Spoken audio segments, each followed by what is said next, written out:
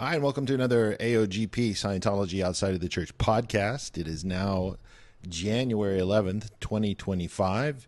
What we've got here for you is a four-part series from 2017. Me with Andy Nolch, and this has been one of the most popular podcast series, especially this first one, really. We've gotten a lot of positive feedback on these, so I decided to go ahead and pop these onto YouTube and our Buzzsprout account, which will put it on Spotify and Apple Podcasts and everything like that. And we hope you enjoy these. We'll be coming back with some more new podcasts after this. This will give you something to chew on till we get those up later next week, the second week of January. And we hope you enjoy these. Are you there, John? I am. Thank you for having me, Andy. Great. Good. You ready for part 3? You excited? I've got a lot of questions for you. I'm ready. Oh, there's a lot. All right. Just quickly, I'll ask you about some past life stuff, because something I don't understand is it seems like a ton of Scientologists died in 1963 or something and then reincarnated. What do you think of that? I've never heard that myself.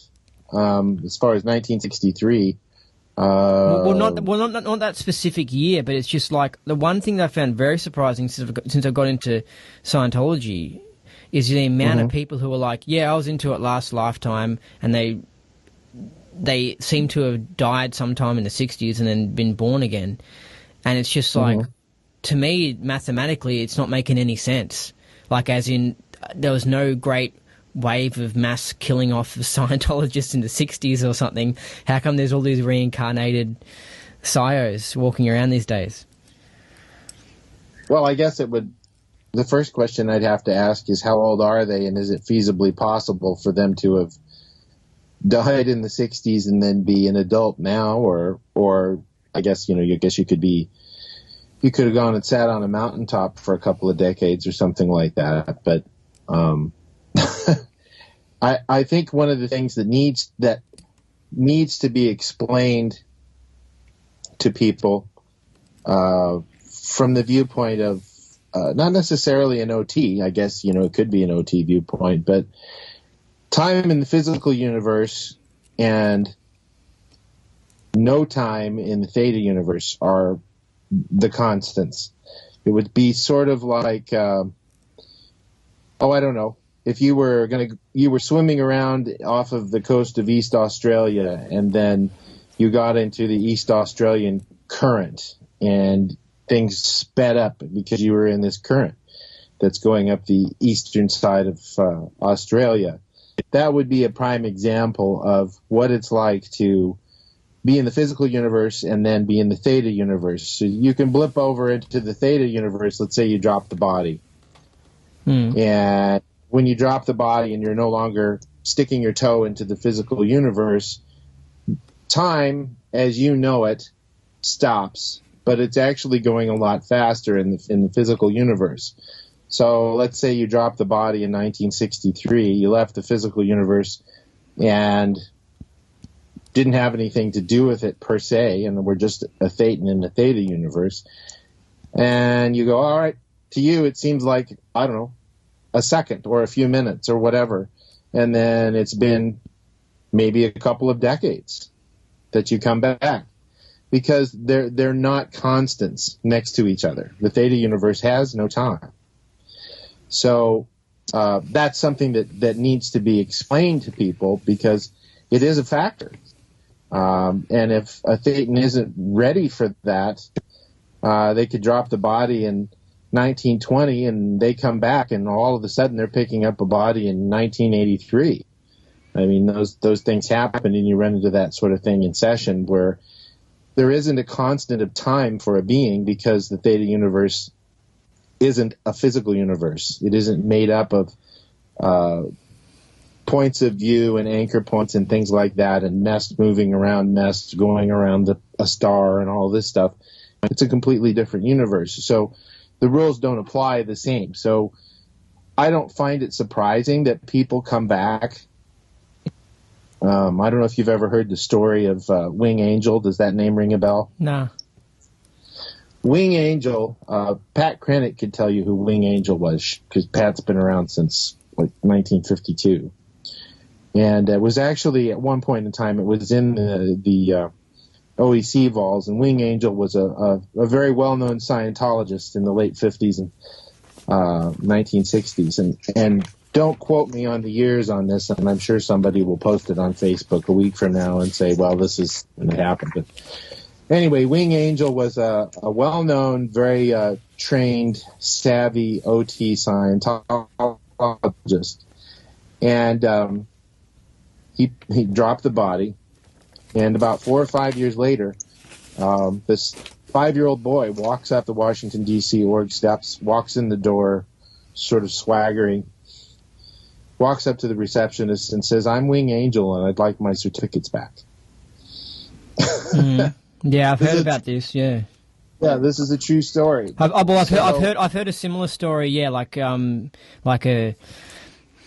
14-year-old Taiwanese kid went up to the Sea Org and was like, "Hi, I'm reporting back in for duty," because Sea Org is supposed to come back. But why was the word Wing Angel used? Was that like a nickname that he had in his past life or something?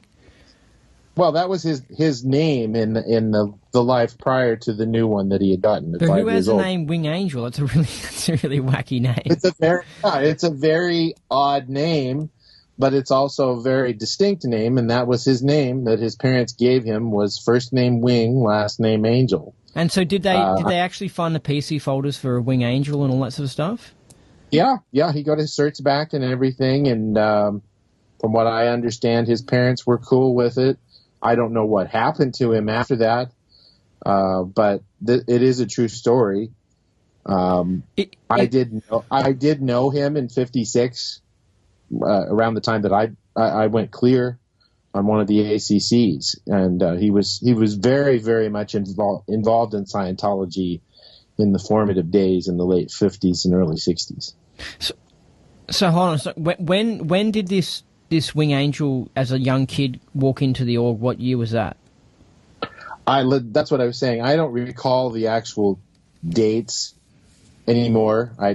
All I know is that when I read about it, they were at one point still in the green and white vaults back in probably the late 80s, early 90s, before there was a severe cleaning of the house of any of the names of people that were involved in the original founding organizations, like Red Sharp or Mary Sue. All those names have been deleted from the briefing course lectures and all the OEC vault long ago.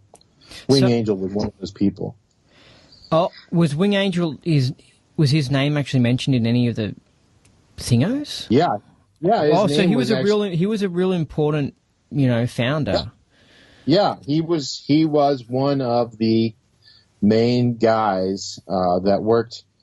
I believe worked in DC org at the time. Like top old timers is probably a good word to call them. Yeah, top old timers. I mean, you could ask some guys, that are still around. Like I said, like Pat Krennick could tell you. Pear Schatz probably could tell you. Candy Swanson might be able to tell you a little bit more about him, but. A lot of the original old timers, there aren't many left. So you reckon he came back in the late 80s or something like that?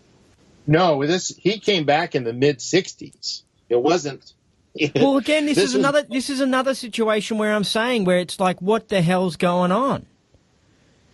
What do you mean? Well, as in, it's like all these people. Like, it seems like a lot of psyos. Old-timers died around 1960, reincarnated, and came back.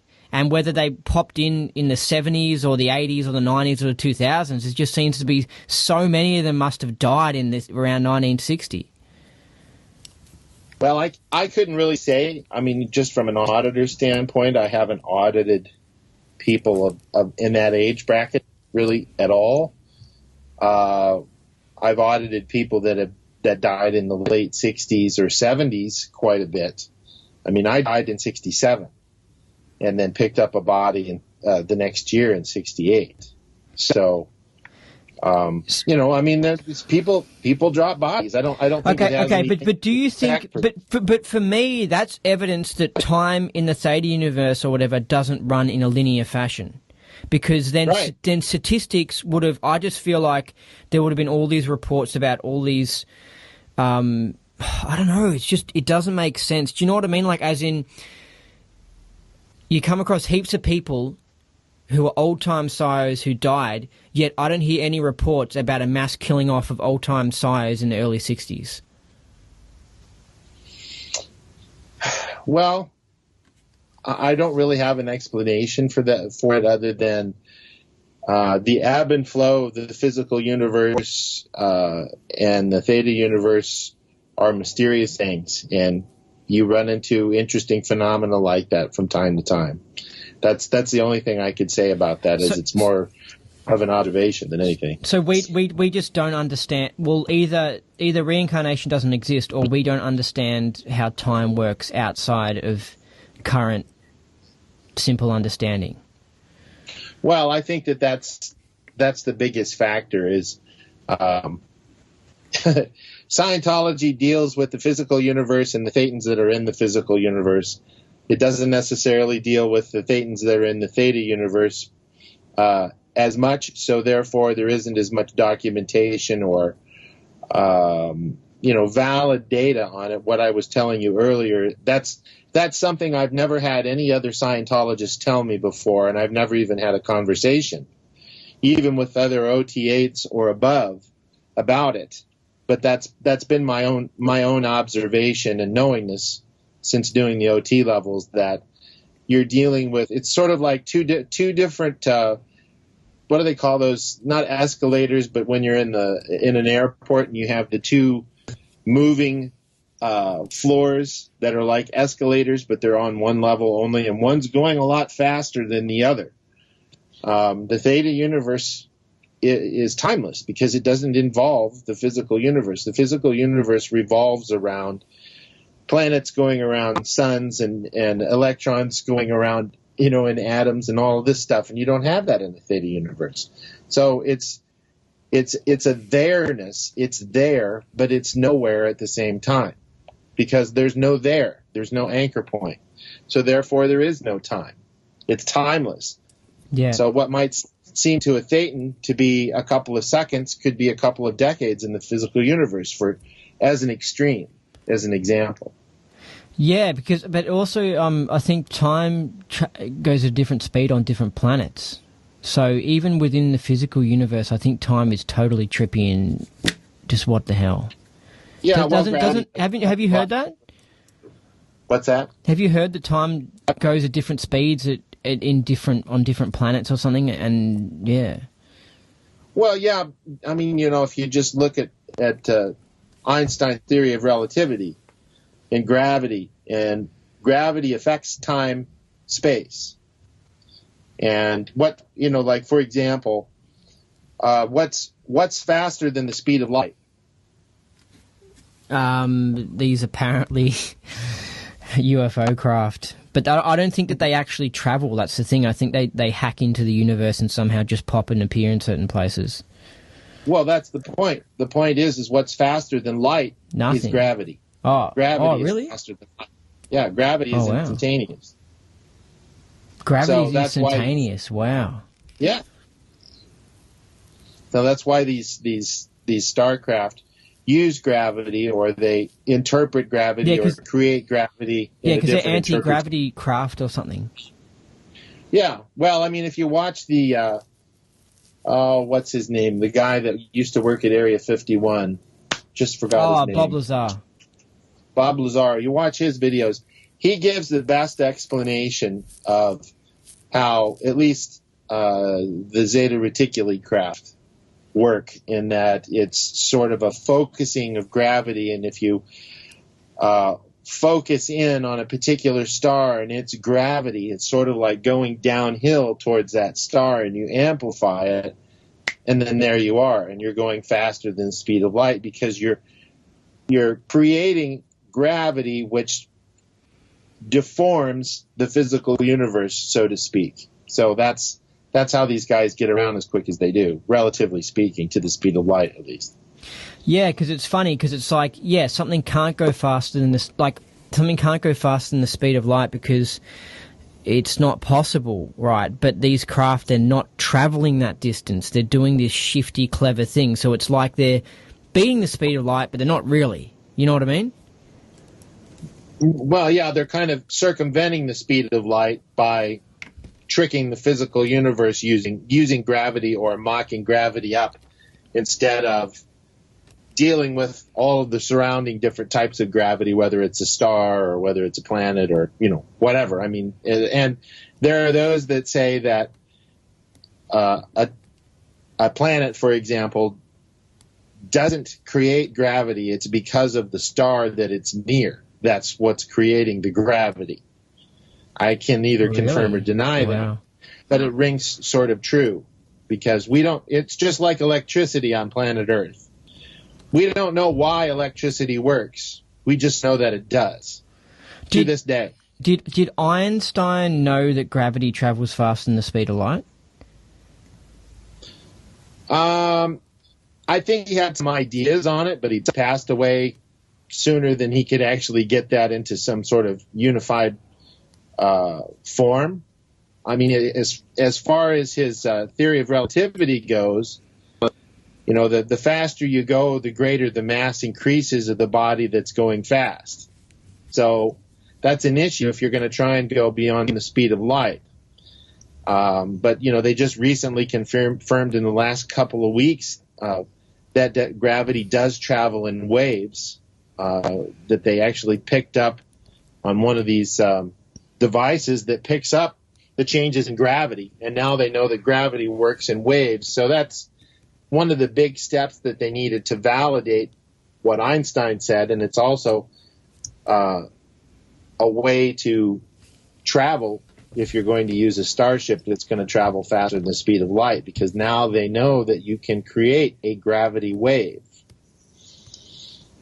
Well, it's interesting because other celestial objects do that, and we just saw a gravity wave go through Earth from several billion, trillion miles away. It was a long time ago. What's interesting as well is as you travel faster, time slows down. So time is just such a trippy thing. Right, because all of these things are interwoven, and like Ellerich says in the Axioms, and there are universes. You find out very quickly, especially on the upper OT levels, that there are other universes, and you are aware of them, you become aware of them, and that some of the things that are part of your case or part of the composite case are existing in them. Now, hold on a second. Are you talking about there are other dimensions or there are other things that you just can't perceive, right? Or something totally in a whole other universe? I would have to say yes to both of them. Yeah. To answer that question, because there are. It's so trippy because there's this thing that's like that when you hear about other universes, you just think, well, hold on a second, it's all right here, right now. It's just that you've only got the five senses that can perceive them. So I don't know if you can call them other universes. I think it's just, you know what I mean? I think it's just maybe we just don't have enough perceptions. Well, LRH back in the mid-50s was talking about, he knew he had to get Dianetics published because he knew there was another guy out there named L. Ron Hubbard who was working on the same book, and he needed to get the book out before this other L. Ron Hubbard got it out, which he came to realize was in what we would now call a parallel universe. It wasn't in this universe, but it was a little bit to the left or a little bit to the right. But he had become aware of the fact that one of his alternates was working on something similar or exactly the same. I mean, he talks about it in a couple of lectures. But why was he concerned about competing with him or something like that? Because they're separate universes. Well, at the time, he wasn't aware that it was a different universe. Oh, so he thought it might have been in this universe or something, and so he was trying to compete with himself.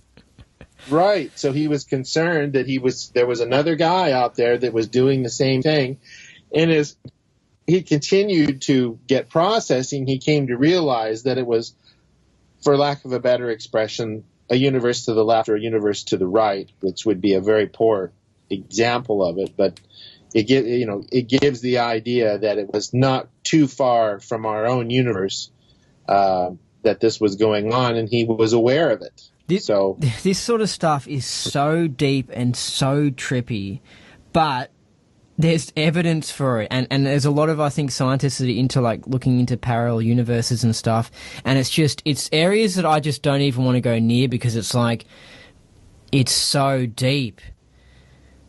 But I mean, I've had things happen to me that are quite odd that have made me thought, hold on a second, have I gone into some sort of parallel universe and stuff?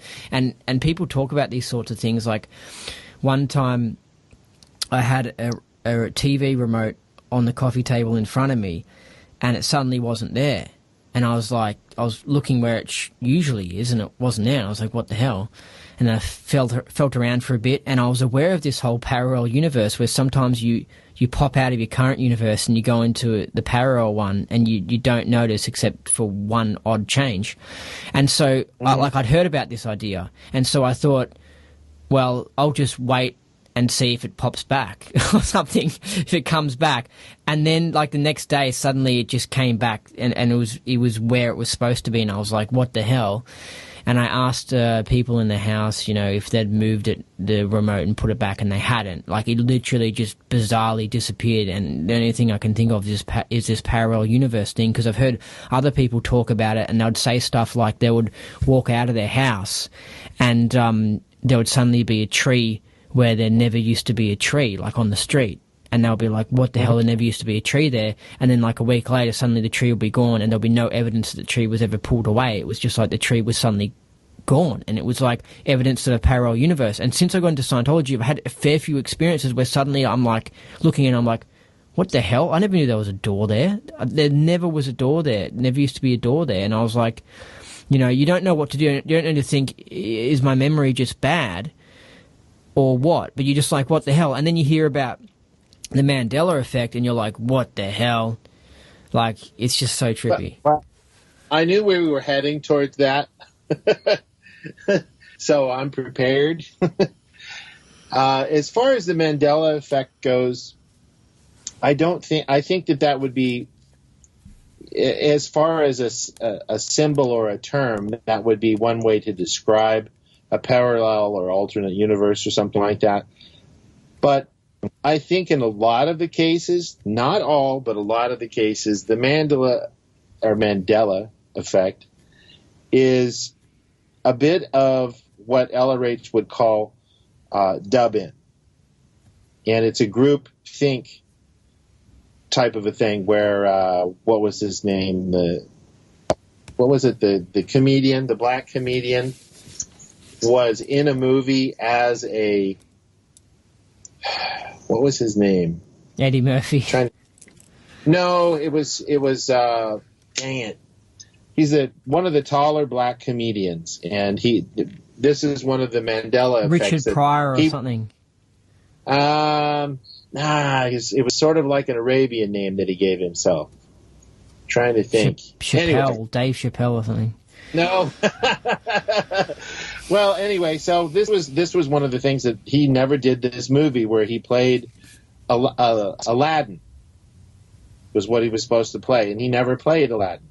But I really think the Kazam guy. Yeah, I heard about that. Yeah, and that's one of those things. But I don't think that it's as broad sweeping, because it's a lot of the Mandela Effect stuff is in pop culture.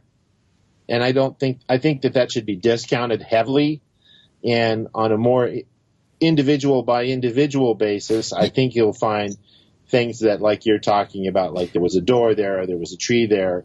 I mean, you're looking in these sorts of ways. You're looking at things from a viewpoint of symbology, because when one goes at the OT levels, for example, after a while, words get in the way, and you stop using words in session. You don't need to use words in session because you can convey concepts across to what it is that you're auditing much faster without using the via of a symbol like the letter S that is next to 5 other letters that make up another symbol that is a word that represents a concept that then maybe has 5 or 8 or 20 or 30 definitions or whatever. So when you step away from the symbology of things, then you start to open yourself up to perceptions that you would not normally have because you're stepping away from the physical universe. This is what happens in the OT levels naturally. I think that some people do this. I could say, like swamis, for example, and stuff like that, would be other prime examples, or monks in Tibet, that sort of a thing. They step away from looking at everything from a symbolic viewpoint, and they start to work in concepts of thought. And when you do that, then you start to become aware of an awful lot of things because you're using all of these vias that consist of the physical universe that keep you ensconced in the physical universe. So that's why I say I think a lot of the pop culture stuff, you'd be better off, when I say you, the royal you, would be better off discounting and just taking individual basis by basis type things, because when you get into the groupthink thing on the internet and everything, it's a little bit more of a dicey proposition. There's a website called Half Past Time, and what they do is they have a bunch of web crawlers, and what they do is they crawl the web for all of these keywords and all of these concepts and everything, and they basically take the internet as one reactive mind, and they make predictions based off of what the group think is on the internet. And they can say, basically looking at it from a prophecy type of viewpoint, that something's going to happen at this time in this place based off of what people are talking about. Yeah, I've heard about this, like where Google or something is trying to find out like the mind of God or something, where they do this, where they have all the data from all the computers from everyone, and they can just predict things and just, I don't know, it's just so deep. Yeah, that's the collective. There's another prime example of this would be there was a random number generator that was being monitored in England at one of the major colleges. And this random number generator started generating numbers in a different way randomly when 9/11 occurred. Yeah, I've heard that, yeah. Hold on a second, go back to what you're saying before that, and try and be quick, because this is just such a deep topic. Well, the point I'm trying to make is about the Half Past Time website is it's a really neat project. But the thing is that you're looking at this information on the internet through individuals who all have reactive minds, who have composite cases with reactive minds. So it would be sort of like adding another number to the equation that would always give you an incorrect sum when you added up the equation, or whatever the value was that you were trying to get, whether it was an algorithm or whatever. Because you're dealing with reactive minds, and then you're getting into this agreement, this group think. And whether it's group think or whether it's individuals who no longer have their own reactive minds and are way past OT, umpty-ump or whatever, you're going to get two different equations, you're going to get two different sums, because you're looking at something where you have a bunch of reactive minds postulating something. Now, that doesn't mean that they can't postulate it. It just means that they might get a different result than those who are more pro-survival or have a different viewpoint. Maybe it's not pro-survival. I'm not saying that OTs necessarily always postulate pro-survival things, but and I'm not saying that they do or they don't. I'm just saying for the sake of the conversation. So basically what I'm trying to say is that when you see these large collective data sets from the internet like Half Past Time uses, you're getting a knee-jerk reaction to a stimulus response assimilation of groupthink. Whereas if you were doing it with 1.5 million OTs or something like that, you might see an entirely different result of what the perception was that was going to happen in the future. So it would be very interesting to see that if you gathered all of the OTs on the planet, whether they'd done Scientology or not, but we're still OT, which there are, and you got them all in the same room and they were all perceiving at the same time and postulating, whether they would be perceiving the same things that, I don't know, probably 3.5 billion people on the internet were perceiving that might be coming in the future. It would be a very interesting experiment because I think you would get drastically different results. That's basically what I'm trying to say, is because we create our own reality. That doesn't necessarily mean that it has to be the reality that we don't want, which is what we generally get as a whole in the population on planet Earth. And we need to change that. That's what Scientology is all about. Oh man, this is just such a deep topic. I don't know how we got onto this whole non-Scientology sort of related stuff. It's just that's all right. What deep. are we other questions? I'm sorry to get off on a left. No. I mean, it needs to happen to properly handle things. Need to go off, but it's just like, it's just something where you just you can do a whole podcast like on one of these things. Like, it's so deep. But I'm pretty damn certain the Mandela Effect's going on. Like, have you seen the video from me that I did on the kink where I was interviewing people on the street about it? A little bit of it, yes, I did. Yeah. Well, there's all these Aussies that think that America used to have 52 states. And it's like, what the hell? And I looked it up like 2 years ago or 2.5 years ago. I specifically looked it up, how many states America has. And I remember locking into my mind that it was above 50. It was like 51, 52, 53, in that range. Above 50. It was locked in my mind. I was like, it's above 50. And then suddenly I found out America has 50 states, and I'm like, what the hell's going on? It's so bizarre. It's just so bizarre. And then I asked people on the street how many states does America have, and on average, most people thought it was 52. And you're like, what the hell? And most people think it's mirror, mirror on the wall, who's the fairest of them all. Uh-huh. It's so bizarre. Yeah, well, I think it's parallel universes. I think it's, huh? I think a little bit of that is misinterpretation because the United States has 50 states and then has Puerto Rico and Guam. Now, for us, we know that it's 50 states because we're indoctrinated to think that when we're in elementary school that we have 50 states. I know, but I looked it up on Wikipedia, how many thingos just recently. You know, like 2.5 years ago, and recently look it up on Wikipedia now. It says 50 states, and so that's where I'm so. And I remember sex in the city, and I specifically remember around 2010 or something, it started becoming Sex and the City, and I was just like, huh? And then I remember watching the Darth Vader movie, and specifically waiting for that famous line where it says, "Luke, I am your father," and it didn't come, and I was just like. I don't know, but I feel like I before I even found out about the Mandela Effect, I felt like I went into some sort of bizarro world, like around 2010 or something, where things were just odd and not quite the same. You know what I mean? And then I understand what you're saying. I can say for a fact, without reservation, that that's what the character said in the movie when I saw it in that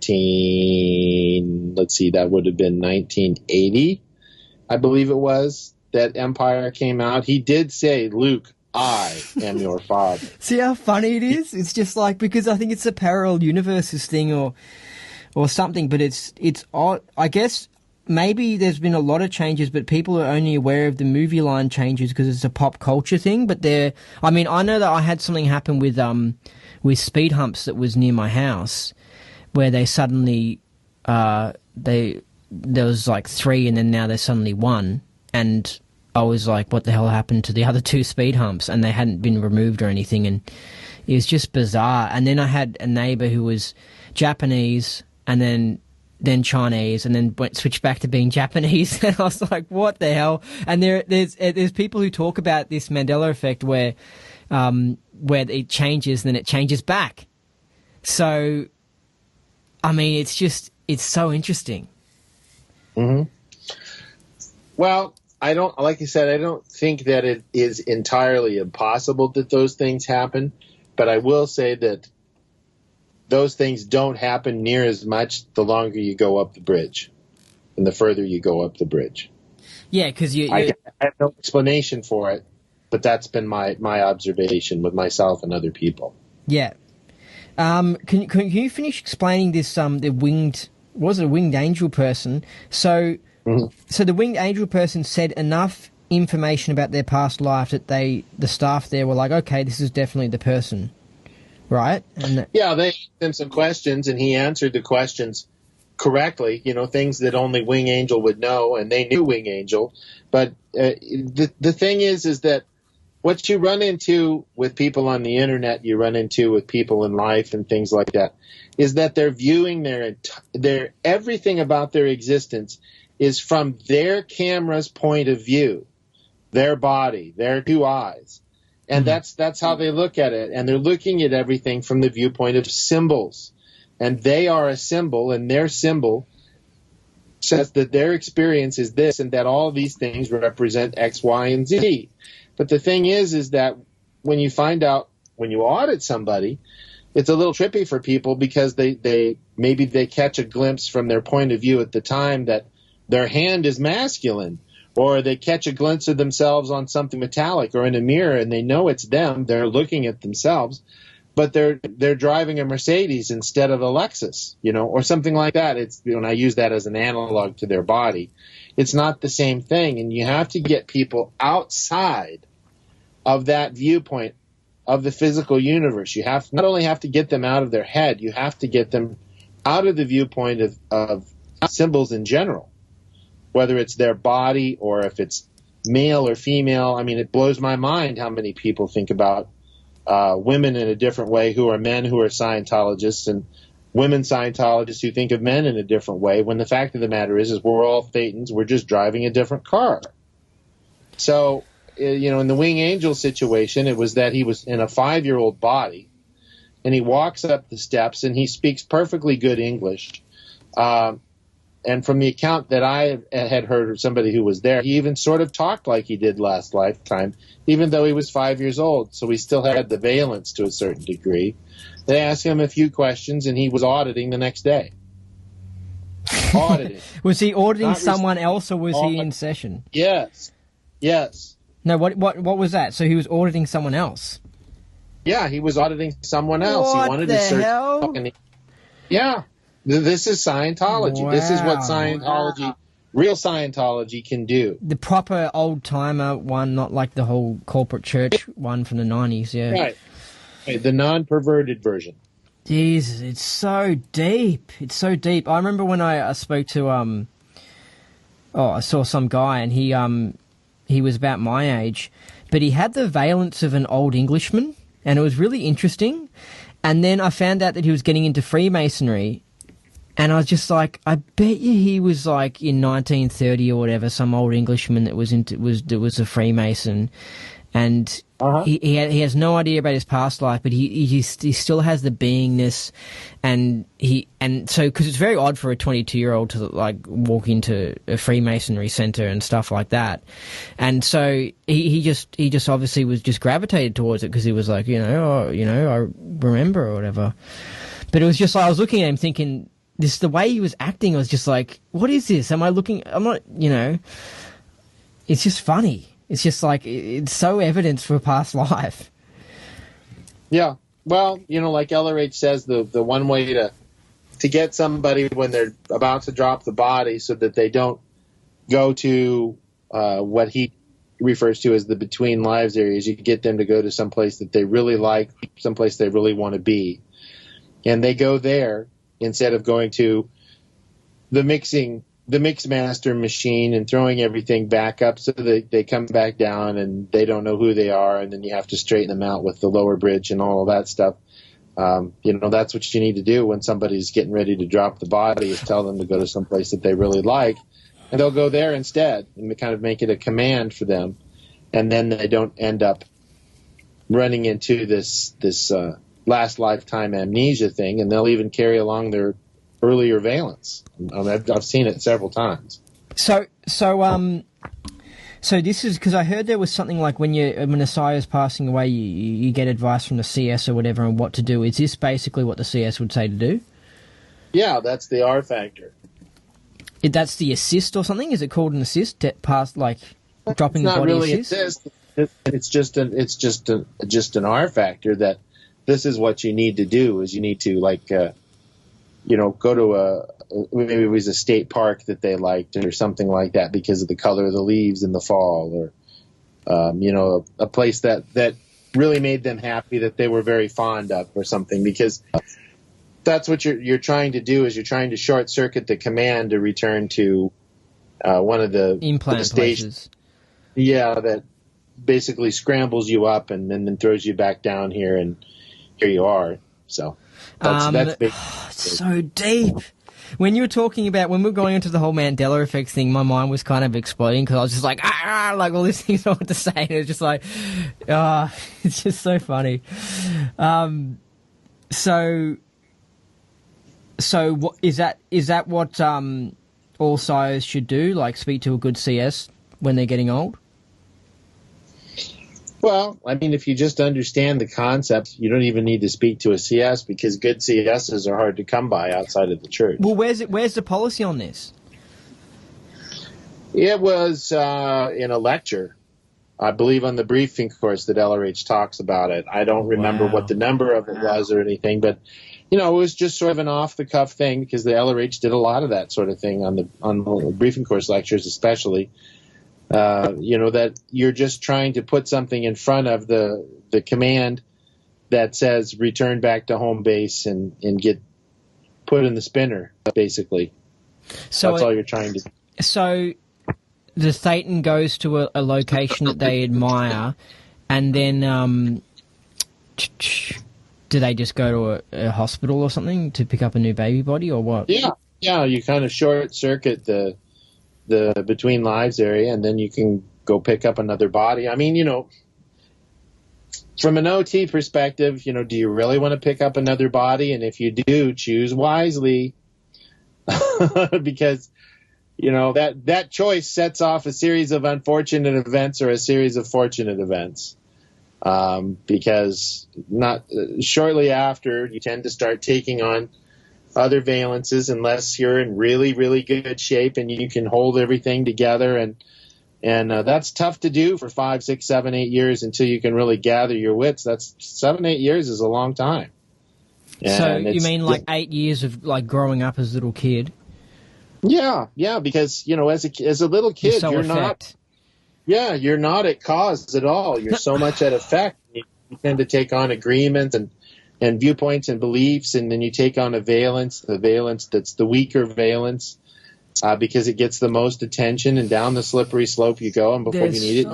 There's so many things that it's just. Okay. Yeah. Can I say something? So what are you planning on doing when you get old?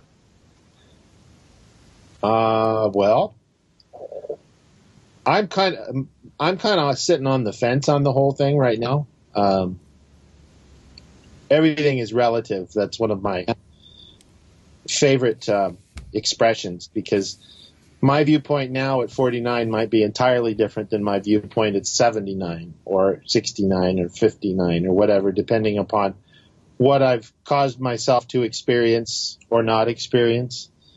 If I were to say what I was going to do now, I'd probably sit things out for a little while and, just kind of wait and see what happens, and see if I can find some of my old friends and give it one hell of a try to try and get off of the planet, though I don't know I would succeed, because it's a prison planet. Oh, man. So do you think you could do more help in spirit form? Because I'm just wondering if LRH is in spirit form, because I've heard of that sort of rumor. In all fairness, I can't say one way or the other if I would be of more use or not, because I couldn't really say what the abilities would be without a body. I would think they would be a lot better, because the body is sort of like a crappy insulator to Thetan's abilities. It really dumbs down an OT's perception and everything like that, because it's interference for the thetan. So it might be a lot better. I don't know. I really couldn't say. I could only hypothesize, to be fair. Where do you think LIH is? I think he's off playing a far different game. So do you think he's moved on, or do you think he's handling problems that are far away that have been coming to Earth, affecting Earth? I would have to say that I think that for as much as he did, and LRH's solution to being and going OT was writing up his hats. And of anybody I know on this planet, he would be the number one guy that I would say did the best job of writing up his hats. Because when you write up your hat, you're basically doing power change. And so you can kind of, as is that whole physical universe thing and all of the symbols that go along with it, all of the significances, all of the charge and everything else, I don't know of anybody else that's come anywhere remotely, capitalized, parentheses, caps, 36-point font, better than LRH on that stuff. So I think he's done his part greater than anybody else has done on this line. And he might be helping things from a different angle, but playing a game that's, different, that's more aesthetic. I mean, he was an artist in many forms. And my perception of it is that that's what's going on, is that he's just playing a different game from a different angle. I don't, for us to sit and think, well, when's he going to come back and fix this mess? I think that's an extremely and incredibly irresponsible viewpoint for any Scientologist to take, because it's not his job, it's our job. I know, but here's the problem, though. Like, we get enlightened and all that sort of stuff, and then if we just keep on dropping the body and then effing off, then it's just like the Earth is just going to continue being a mess, because Ray Robles, I heard him mention that he's not planning on coming back, and it's like, oh no, you know what I mean? Yeah, well, I think that perspective is good, and I know that as far as lineage goes, it wasn't just drop the body, pick up another one. Live that life, drop the body, pick up another one. Reach and withdraw is a really, really good process, both on the physical universe and the theta universe. And to reach and withdraw when you drop the body and kind of get exterior to things, especially if you've gotten a lot of auditing, I think that you would do good to kind of sit on the sidelines and try and play with those abilities and everything without a body, and you might find that you might be a lot more effective without a body, or you might find that you could be more effective with a body when you knew what those abilities were without the interference of the physical universe and the body getting in the way. That's my current viewpoint. Yeah. Wow. So do you think that it's possible for someone to drop the body and reincarnate and come back in like 1940? Well, I guess it depends on what your awareness and what your perceptions are. My awareness and perception is that we're kind of on a loop. And I think that it has a lot to explain for what people describe as deja vu, like we talked about in the last podcast.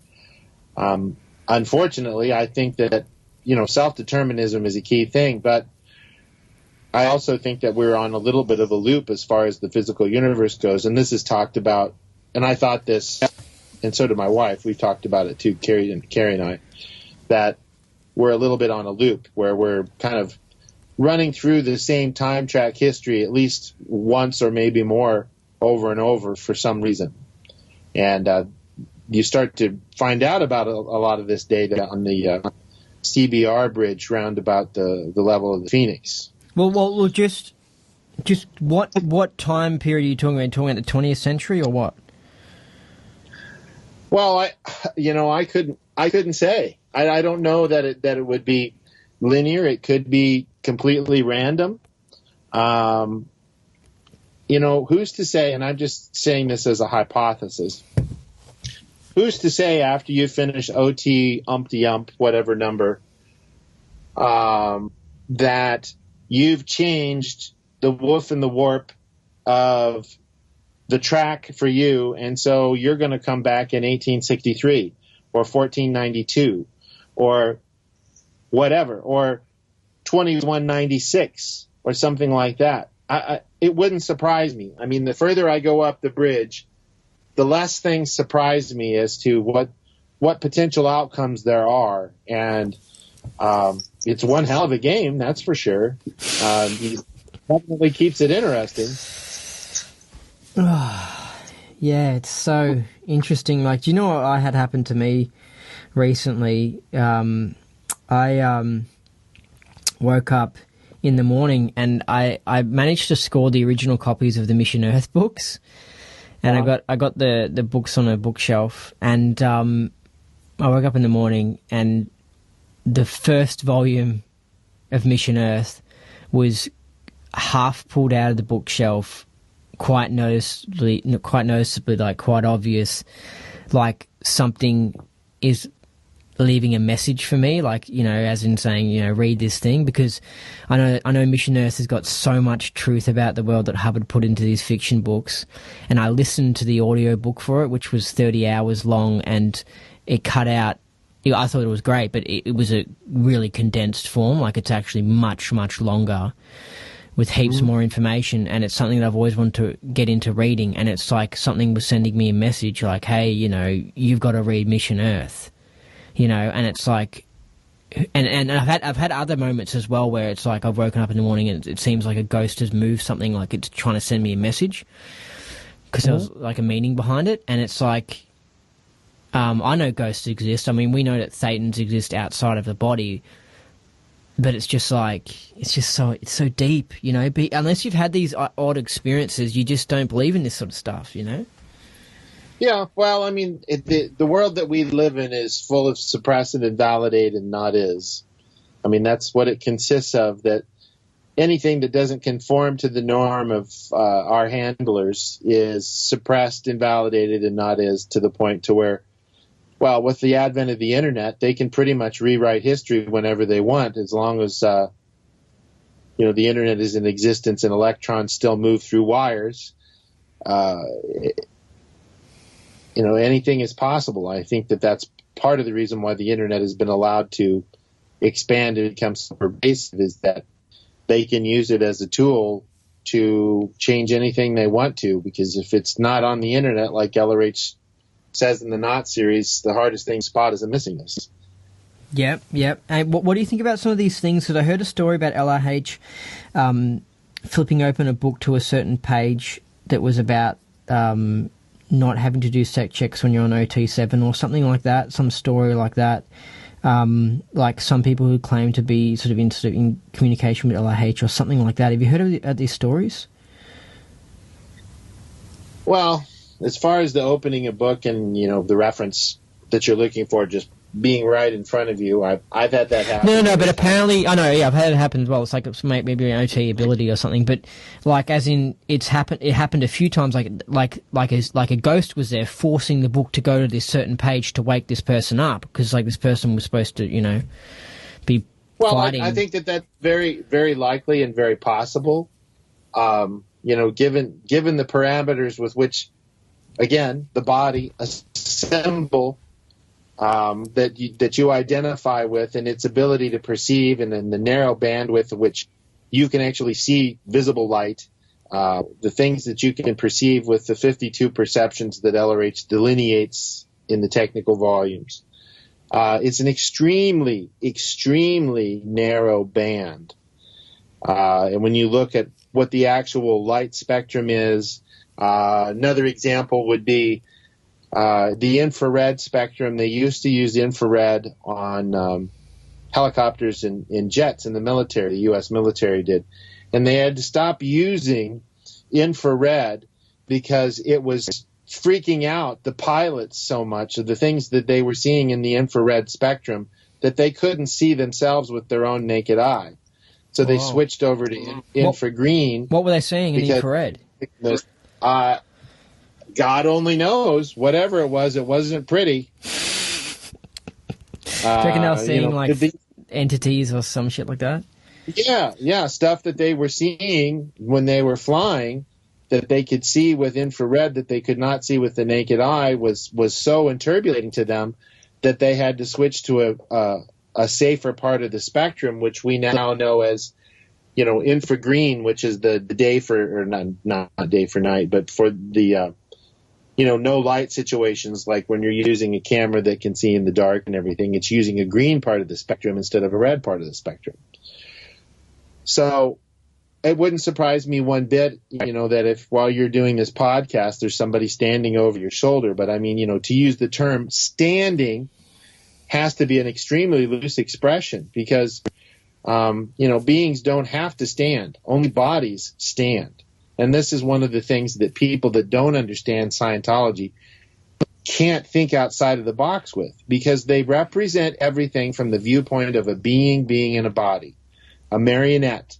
And so if their marionette cannot experience this, or they can't explain it from the viewpoint of a marionette's viewpoint, then it doesn't exist. That is the most ridiculous thing I've ever experienced as a Scientologist or as an OT, because they're only looking at it through a narrow band of experience.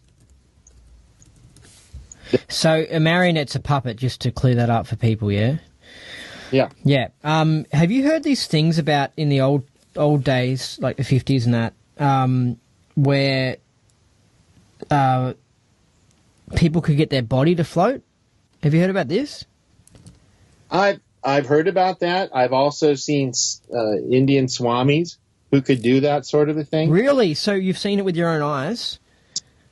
Well, I've seen videos of it that didn't appear to be doctored, from the 30s forward, of these swamis who could levitate things. But see, this is what I'm talking about. Is the thing is like Ellerate says, you don't want to go knocking hats off at a distance as an OT. Now, I can tell you that I cannot knock hats off at a distance as an OT right now. But that's also because you haven't spent time drilling it. I'm sure you could do it once you drill it. Well, whether I can or I can't, I'm not worried about that. I'm sure that I probably could if I wanted to. I mean, there's lots of other interesting things that I can do. But see, the thing is, when you're dealing with people, with critics of Scientology, their viewpoint is well, what can you do to prove to me, Gandalf, that you're OT? See, the thing is they're already looking at it from the viewpoint of parlor tricks, that sort of a thing. Can you float off the ground, so on and so forth, because they're not aware of the fact that there is another universe that they're a part of, which is really, really unfortunate. They don't know that they're part of the theta universe, and that the theta universe doesn't have any space or time. You can communicate with somebody in another galaxy if you want to, and you have ARC for them, and get in calm with them and have a conversation with them telepathically, or 10 galaxies away, on the other side of the physical universe, or in another universe. That beats knocking hats off at a distance or making a rock float exponentially, because you're transiting time and distance, because there is no such thing. We're spirits in the material world. And that's what they need to understand. They're criticizing something that they have no concept of. And that's the funniest thing about the critics of Scientology, is they don't even understand what it is that they're criticizing, because they know nothing of it. I know, it's ridiculous. It's like they're bagging a movie that they haven't seen, and they've just all they've seen is the review, and it's like you can't just go by what you've read from reviews. So with the past life thing, how do you get certainty on who you are in a past life? I don't know what you're willing to talk about with your past life, but how do you become aware of what you were doing your last lifetime? Okay.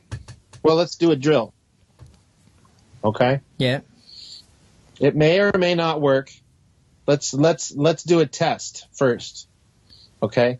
I want you to think of one of the major pleasure moments that you had when you were a kid? And let me know what it was, what the significance was. Where did this take place? What was the significance of the event? Well, I think it could be. I just thought of like playing in a tree and pretending like it was a rocket ship. Okay, good. Was there anybody else around? Yeah. Okay, who was around with you? My older sister and my dad. Okay, good. How high up off the ground were you? Probably 3 meters. Okay, good. Where was the sun at this point in time? Behind you, in front of you? It was, I think it was to the north. Okay, so were you facing north? Oh, well, now I got the instant answer of actually to the northeast, but now I'm thinking, I'm being a bit logical. I'm thinking it's probably more in the afternoons. It was probably northwest. Okay, let's bypass the logical. I want you to tell me what your knowingness tells you. Where was it? I'll have to go by the instant answer. The northeast, more northeasterly direction. Okay, good. That's what we're looking for, is the instant answer. Okay. All right. So where do you see yourself from in the tree? Sort of from maybe a meter above, like looking at it. Bit of a okay. Maybe 3 meters. Maybe like a film shot from like 3 meters or something. Okay, so you see the back of your head or to the side? Sort of the top of my head, almost, sort of top side of my head. Top side. Okay, good. Yeah. All right, so we're doing good so far. All right, what year were you born? 89. 1989. Okay. All right, so where were you? And I want your instant answer only. Do not invalidate any answer that comes out, okay? Because I'm right there in the room with you right now, about 1 foot in front of your face. Okay? Well, hold on. Now I want to test you out and see if you can see what I'm doing then. Well, I'm just doing this to let you know that I'm in the room with you, and I'm going to intend you to get the answer that we're looking for. Okay? So by the way, if anyone's listening to this and thinking this is really weird, I had a conversation with a friend once who almost had sex with a girl by this spiritual way of like one person was in America and one was in Australia, but somehow they came together in spirit form and had sex or something. Mm. I'm not joking, like literally, like I don't know, it was really weird, like they felt each other's energy or something, and it's probably not right for me to talk about the specifics, but probably not. but they could, but basically he could feel her or she could feel him in spirit form or something, and it's just like, whoa. Right. Well, we're going to go for something a little more. Sorry, I've got a more PR. I've got a more PR answer to that. I got a more appropriate example. I knew someone who was like a special psychic and stuff, and he had this ability to like astral walk or exteriorize, and he went into someone's house to look for their keys or whatever. He went in like as a ghost, like in spirit form, to look for the keys. And the other person perceived a ghost in their house and then told him the next day, hey, I think my house is haunted. He was like, no, that was me. I was looking for the keys in your house because they had lost their keys. Long story, but this shit's real. Anyway. Yeah. All right, so I'm about a foot and a half in front of you. Okay. All right, I want you to tell me what you were doing in early June of 1963. What's your answer? What do you see? Well, I thought of St. Hill, but yeah, that was, I don't know. Okay. Well, so what did you see? Tell me. I was there. Tell me what you saw. I saw, building? Almost like a sort of, not in like the main building of St. Hill, but like, as in the, I feel like it's like groundskeeper building or like, just some sort of like small, like minor building that's like a nothing building that's like near, I guess, the manor. Like I think it's where maybe cars drive past. Okay. All right. So were you in that building at the time? I think I was, maybe doing paperwork in that building or something. Okay. Good. What color was your hair? I got an instant answer of like yellow, like straw. Straw yellow. So kind of a you were a towhead, a blonde, like you are now. No, but the flash answer was like, what's the straw color? I can't think. What's straw color? Like, I don't know. I guess wheat color, something like that. Good. Were you on course at St. Hill? Well,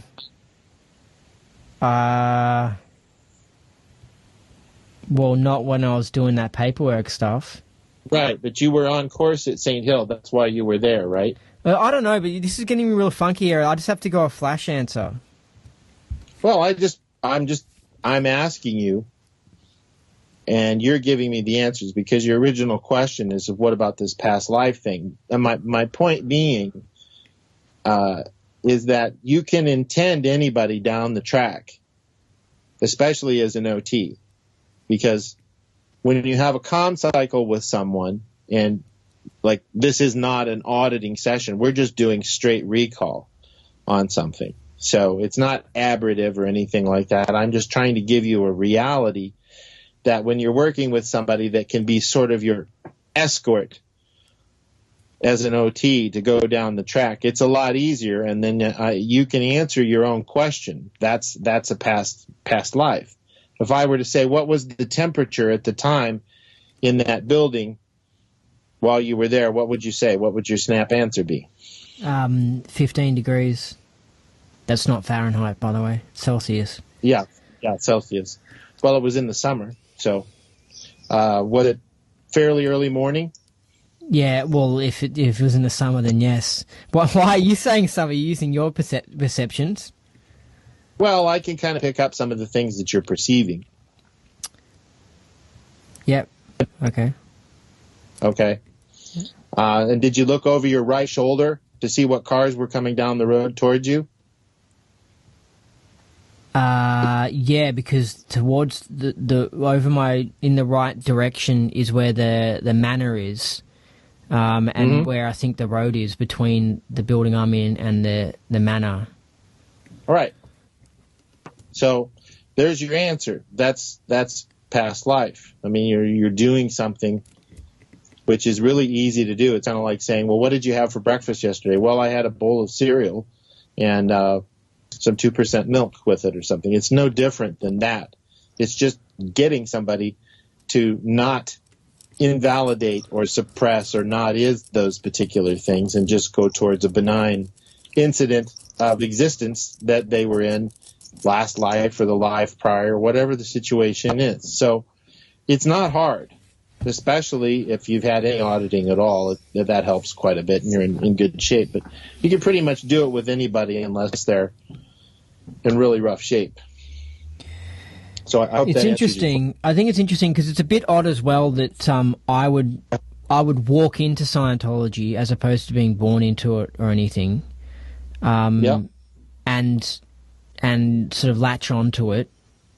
The only thing that makes me think a little bit concerned is the fact that a lot of people, regardless of whether or not they were sires in their past life, they like it and they get into it heavily. There's something about Scientology where you get like hooked on it.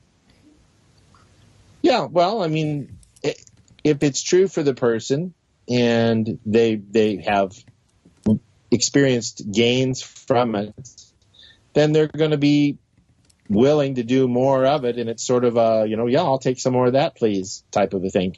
And the reason why you don't see as many Scientologists coming back around from, say, the 90s or things like that is because it's not so much Scientology anymore. It's something else. So that's why you're saying a lot of these people seem to be like old timers from St. Hill or whatever, because that was when it was the tech was better and people wanted to be around, as opposed to the 90s in some crappy org with Dave Miscavige running. Yeah, because the Thetan knows.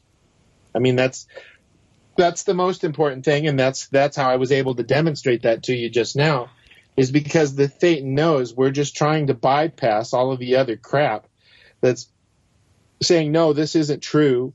No, this is made up, that sort of a thing, and this sort of thing doesn't happen. I mean, that's how the society is rigged, is they don't want you to know you're a spiritual being. They don't want you to know that you know all and see all. You just have to put your feelers out there to perceive it, because then you're a dangerous being to them, and they can't put you in a cage. That's what it all comes down to. So that's why I demonstrated that to you. So yeah, you're a past lifer. I remember when I first read Dianetics or whatever, and yeah, it was like I was reading things and I was like, it was like, stuff that I felt like I sort of already knew before, and at the time I thought, that Hubbard had just come to similar conclusions that I had come to, but it could just be that I've already been exposed to this book before, you know what I mean? But it was things like the whole idea that life was a game. I always had the idea that it was like a game of Monopoly, which is just very similar to life as a game, the same sort of thing. Right. And then the whole idea... Yeah, but it very much ring true to me, you know what I mean? And that's why I was kind of like, I don't know, it's just when people hate Scientology and then knock it and I leave it, and just like, how can you do that to such a book as Dianetics? It's got some groundbreaking information in it, and it's really good information. How can you just rant and attack the whole subject when it's just like, whoa, this book's great, you know what I mean? Anyway, with your past life though, did you tap into, like, are you willing to talk about who you were? Well, I mean, I can tell you what the surrounding situation was. Because I mean, I would think that would be really interesting, Well, I was a trust fund kid. I had a lot of money. It was old English money. I was British. And my father was still around, and he didn't like the fact that I was in Scientology, because at that time, the old school, old money British families very much poo-pooed Scientology. Scientology was receiving the sort of bad press in England at the time. Yeah, and in Australia. I mean, yeah. Scientologists have been bullied for a long time.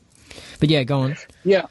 Yeah, so I was able to travel around and go to many of the ACCs and things like that in the 50s freely, because I had the money to do so, and a friend of mine had told me about it and given me the Dianetics book, and I was hooked, and I started going to the advanced clinical course lectures, and the Scientology that was being done then in Dianetics was what would later, bits and pieces of it would become the OT level. So there were a lot of really able, really intelligent, really theta, for people that aren't Scientologists, people that were real flowy and open and helpful. And, it wasn't like a hippie movement or anything. These were really sharp individuals who saw that this technology worked and that this guy was on to something. Oh, hold on. By the way, but can I mention something as well? I've worked something out big with that. Okay. I think what happened with the generation of people born like maybe post 1955, there was more TV, there was more drugs and all this sorts of stuff, and they've been heavily affected by corporations and this bad lifestyle. And I feel like people who were born a part of my grandparents' past generation, like in the 1930s and the 20s and stuff, they were a lot more able and switched on, and they weren't addicted to sex or drugs or eating Cheezos and all this sort of stuff. Anyway, Go on. Sorry. Right. Sorry, but there's actually a point though. There's actually a point where you can notice a sudden shift in society, and I think it was started with people born from maybe 55 onwards or something. There's an actual shift where you can see the degradation, and this is why LRH was going crazy with his Sea Org in the 60s, because he was going, look at these statistics. This society is going wild. It's going freaking crazy. This is off the charts, and he was really worried, and now I can see all the evidence for it, Right. Well, with the advent of TV, I think that was sort of the beginning of the end. Yeah. And TV and drugs came at the same time. Yeah, and then you start getting into the pot culture in the early '60s, the late '50s, reefer madness. I mean, that went back all the way to the '30s, but you really started seeing the degradation being kicked in by numerous different influences, and I think it was an effort in concert. And that was one of the things that we were seeing towards the late 50s, is that things were changing rapidly, and that something really needed to be done about it. Yeah, and you got people like Alex Jones, who says that some of these top SPs, these top evil people, were pushing are pushing marijuana and trying to make it more of a stronger, potent stuff. Like, I think he was talking about Kissinger or something, or George Soros or whatever. Like, he said something like he wanted to try marijuana and see how much stronger Thingo had made it or something. It's just so deep. It's just like, wow, yeah, and it makes sense. Like, things don't just happen, These things are like specifically pushed onto people and stuff. Right. Well, I mean, you can't control a critical thinking nation because they won't fall for your lies. And the thing is that if you get them hooked on drugs, you get them watching TV that has subliminal messaging in it, and radio that has subliminal messaging in it, and is pushing this counterculture of degradation, and is being purveyed to the lowest of the lowest common denominator, it's going to, over decades, it's going to make a really big dent in their willingness to fight back. And that's exactly, they've gotten exactly what they wanted. In short. Yeah. I think it's probably taking longer than what they thought, but like, I mean, if you look at all the statistics, you can see they've totally had a massive change. So So to any hold on. So with the TV thing, it's not only getting people to buy these products and stuff, like with the ads and all this sorts of things, and then like encouraging sex by having a sexy woman and shit in the ad or whatever. There's also the actual propaganda of the news, which can just be absolute lies. But then also, if TV even was pure and had nice quality art shows, like, nice quality things, enjoyable sitcoms and stuff, even that in itself is bad because it's training a person to be a spectator in life. So if they're sitting down at the TV from age 4 onwards as a kid, they're getting trained into just being a spectator, you know what I mean? And not a doer, just a watcher, Be effect. Be effect. Yeah, it's all flow 3, others to others. Yeah. Yeah. And see, that was the thing is, LRH saw this and he tried to develop these undercuts to society in order to pull people out of the muck, but the society was going down faster than undercuts could be created and tested and all of that stuff. And the last undercut was Key to Life and LOC. So, to return to the original question, what was I doing last lifetime? I was working in Scientology, up until almost literally till the very end. I was one of the, guinea pigs on, the original OT2 course. And, he had gotten it all plotted out, and the dates were wrong on the incidents, and it plowed me under, and that was that. And then I picked up another body in East Africa about 7-8 months later. Hold on a second. Did you just drop another big bomb? No, I was like, born in did you say no? But as in, like, the whole OT? Are you saying you died on the OT levels? Yeah, I died on OT2 before LRH had figured out that the dates were incorrect on the materials, because the materials were incorrectly dated on the whole track in order to screw you up so that you couldn't figure it out. And LRH at the time hadn't figured it out yet. And I was one of the early adopters, guinea pigs, if you will, to try it out.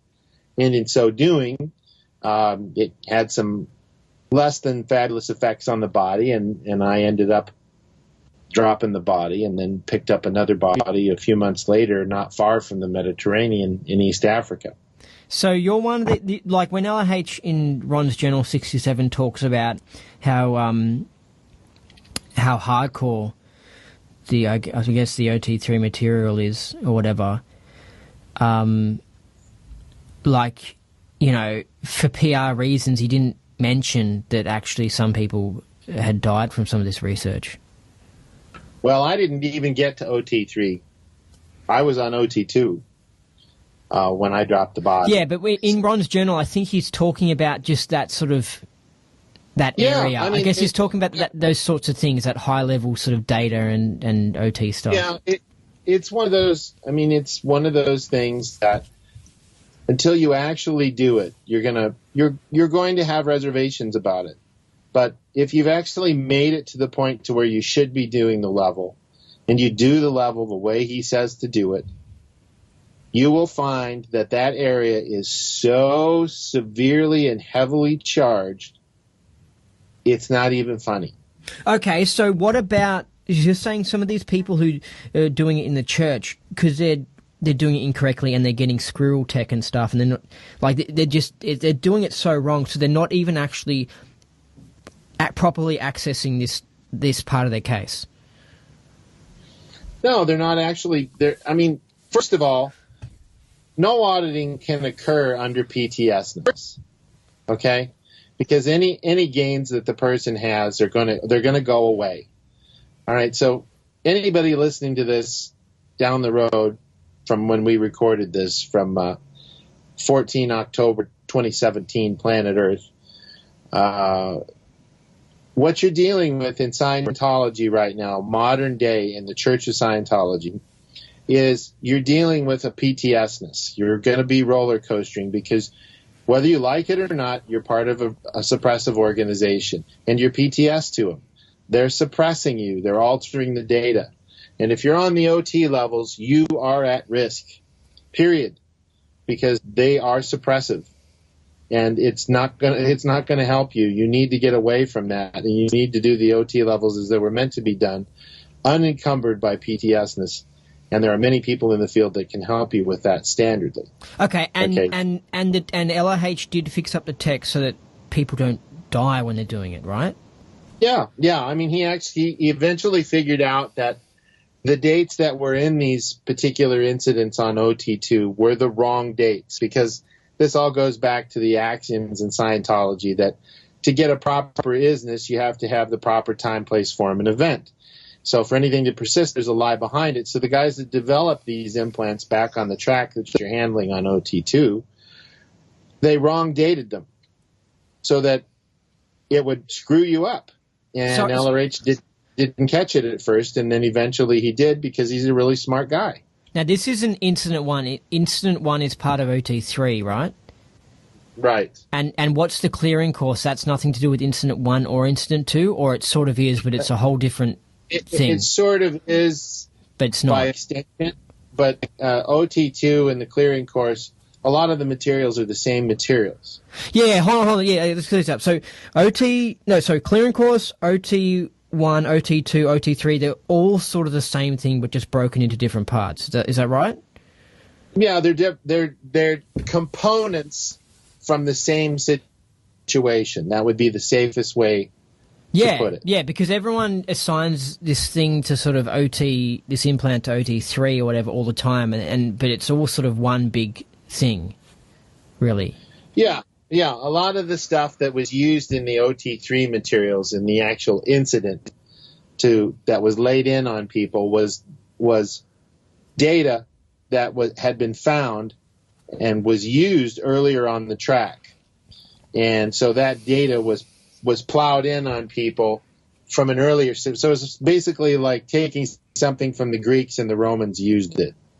That's the best way to describe it as an analogy. So is it like the incident that occurred in OT3, or sorry, this incident 2 or whatever, is so deep that you need to do it in it's broken into like 3 OT levels, sort of. You need to approach it from different ways and crack it open, and it's just like, you can't just do it in OT3. It's almost got the clearing course in there and it's all that. It's that wild. Yeah, clearing course is down if the person doesn't go clear on new aerodynamics, modern day, or, has other troubles, which we won't go into, but I mean, it's all of the data is a package of information from 3 to 1, not so much. 1 is sort of a welcome to the OT levels type of a thing, the original one, which is what people should do, not what the church passes off as OT1, because it has no resemblance to LRH's handwritten OT1. So OT2, OT3, and the clearing course are all the data is related, either closely or distantly based off of other factors, but they're all part and parcel to the same incidents in one way or another. Yeah. Okay. And just, I got a quick question. I want you to like one word answer this. Do you think with GAT2 they're squirreling the text so that people are doing their grades faster and achieving like the state of clear faster, but they're not really properly achieving those things? I would say absolutely. Really? Yeah, because that's what my observation has noticed as well. Like, apparently it just seems like they're like a Melbourne org has sort of made apparently like 50 clears this year, which is really unusual. Like back in 2011, it was like 2 people, right? They made 50 clears this year, and I heard it's a lot of the staff, which sounds pretty good because the staff deserve it and stuff. But the org's no more bigger than usual. See, I would have thought, well, that means they must be booming like there's no tomorrow to have 50 clears made this year, but they're not. So it's like, I think they're quicking people to this state of clear. Here's my think on it, is that he's bled every possible turnip dry. Every possible turnip he can possibly come up with on the OT levels.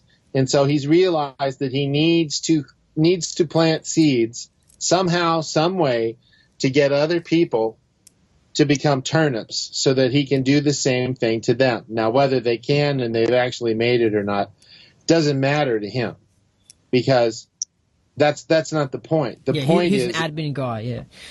Yeah, he's looking at it from the viewpoint of the almighty dollar, because he is such a solid citizen. That's the only thing he can understand, okay, is money, messed, symbology of importance by vis-a-vis fiat currency, that sort of a thing. Yeah, okay. So he's pushing people up the bridge without them actually making it, quickying them, and he's trying to get more people up there so that he has new OTs that he can bleed dry. Okay. That's okay. my But have you come across people who have actually been announced GAT2 clear but aren't clear? Not a one. I haven't met anybody that's a GAT2 clear. So okay. I haven't run across any of those people yet. They either haven't come out of the church, or they haven't contacted me or any of the people that I know that do the same thing. Okay. So that might be something we see down the road, but I think it's a little early for that. All right, but you like me, as in the evidence seems to be indicating that they've quickied things. Yeah, I mean that's his only solution. I mean that's what he's done with everything else. Yeah. So why would he change midstream? So when you handle some of this high-level material incorrectly, like I assume you did in your past life or whatever, because the tech wasn't perfected, how does it kill someone? Well, it can affect the body. It can affect, the body can develop difficulties, especially on the lower end of the bridge, because your awareness isn't such that you can perceive what's going on, because you're still kind of looking at things from the viewpoint of being the body to a degree. And you could get any number of hundreds of problems because this stuff has been keyed in. That's what it was made for. I mean, they knew that people were going to be in bodies still at the point that they developed these implants, because they had been around a lot longer than that beforehand when these implants were made. Hey, and can I say something as well?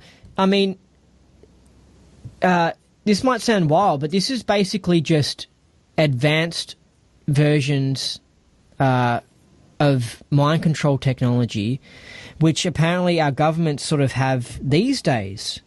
Like, as in with this whole MK Ultra thing and stuff, and where they take people and they make them into a mind control assassin and stuff, and they give them drugs and they brainwash them, and we've just got the lower tech. I mean, there's much deeper, bigger versions, isn't there? Yeah. Well, the thing is that's why what happened to Scientology happened, is because Scientology actually worked at the time that this stuff was taken out of the church in the early 70s by, a couple of CIA operatives and everything like that. And I think, bandying about the MK Ultra program and all of that stuff, that's old news. These guys have taken that data from the early 70s and superseded, from a black ops viewpoint, Scientology by leaps and bounds now. Well, so what do you think that the mind control technology they've got going now that they might be using on someone? Well, I mean, those particular things, as far as pain, drug, and hypnosis, or what LRH would call PDHing, those things are still in use. I'm not saying that they're not formidable weapons against the American public or Scientology or any entity that they want to use them against. They are. But as far as the technology that they got from Scientology and LRH's researches, I think are almost a dead certainty that they have taken these things and are light years. All right, hold on a second. Sorry. Yes, what do you want? All right, let's continue. Sorry about that. It's all right. These things happen when we start talking about things like this. No way. No way. Are you being serious? Are you being a joke? I'm being dead serious. I'm not joking. Because I've noticed that whenever, because you got like the alphabet agencies or whatever that are like monitoring people and stuff, and if they go on to sensitive topics, then they press like an interference button and it stuffs up like the radio show, or it cuts people's internet. I mean, I know for sure that is what they do totally. Like the same as I imagine OSA might be doing, or they definitely want to have that technology to do it. But this is something else you're mentioning. It's much more subtle, because it isn't something that you can go, aha! It's something that, somebody comes in and interrupts you while you're talking about something that could be shared with thousands of people, and it looks just innocent. But the thing is that the people that are driving the people that are doing it to you, they know what they're doing. Do you really believe that? Yes. So what were we exactly talking? We were talking about mind control technology, right? Yeah, we were talking about MK Ultra and how that had been superseded by a lot higher capability type programs that they use. For example, let me give you a prime example. Dr. Xavier in the X-Men, right? No. The Marvel Comics? No, I haven't read it. Haven't seen the movies? Okay. No. Well, Dr. Xavier, he runs a school for mutants, okay? And he has telepathic abilities where he gets on a machine and he can see every mutant in the world, and he can communicate with them and perceive them. Yeah. Well, you're dealing with programs like that they've taken people who, for lack of a better expression, are black OTs. And they have these abilities, and they can go find any particular person they need to find just based off of a shred of information, and then they can kind of flick the Thetan finger on them to do something that they want them to do that might butterfly effect, for example, your relatives coming in and talking to you while we were talking about this very thing. That's just an example. So they can sort of control bodies from a distance. Yeah. Well, you're not controlling bodies from a distance. You're controlling Thetans that control bodies who are unknowing participants in a much bigger game. That's the sort of thing that a person can do. Any OT can do it if they want to. Yeah. Well, it's like psychic attacks, sort of. Well, yeah, I'm not saying that it necessarily has to be nefarious, but what I am saying is that the potential is there, and LRH actually presents this potential to you on the original OT 4 through 7, more so 4 through 6, but the original OT levels that are no longer part of the Scientology bridge are those OT levels that present these OT abilities to you through LRH and his demonstration processes. That's why they were gotten rid of in Scientology, because they don't want people running around doing this unless they work for whichever nefarious agency wants to use them. Wow, so deep. I mean, yeah, I've heard of psychic attacks like something like, because these abilities exist, and so the military or whatever uses them as a form of attacking someone or whatever in some way. Well, yeah, the church uses them too. Really? So you really think that? No, I don't think that. You know. All right, hold on a second. Can we have a break for like 2 minutes and then we'll continue? Let's continue. So you were saying that you know for sure that the church used psychic attacks.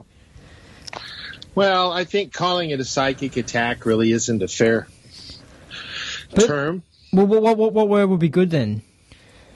What we call it is black knots.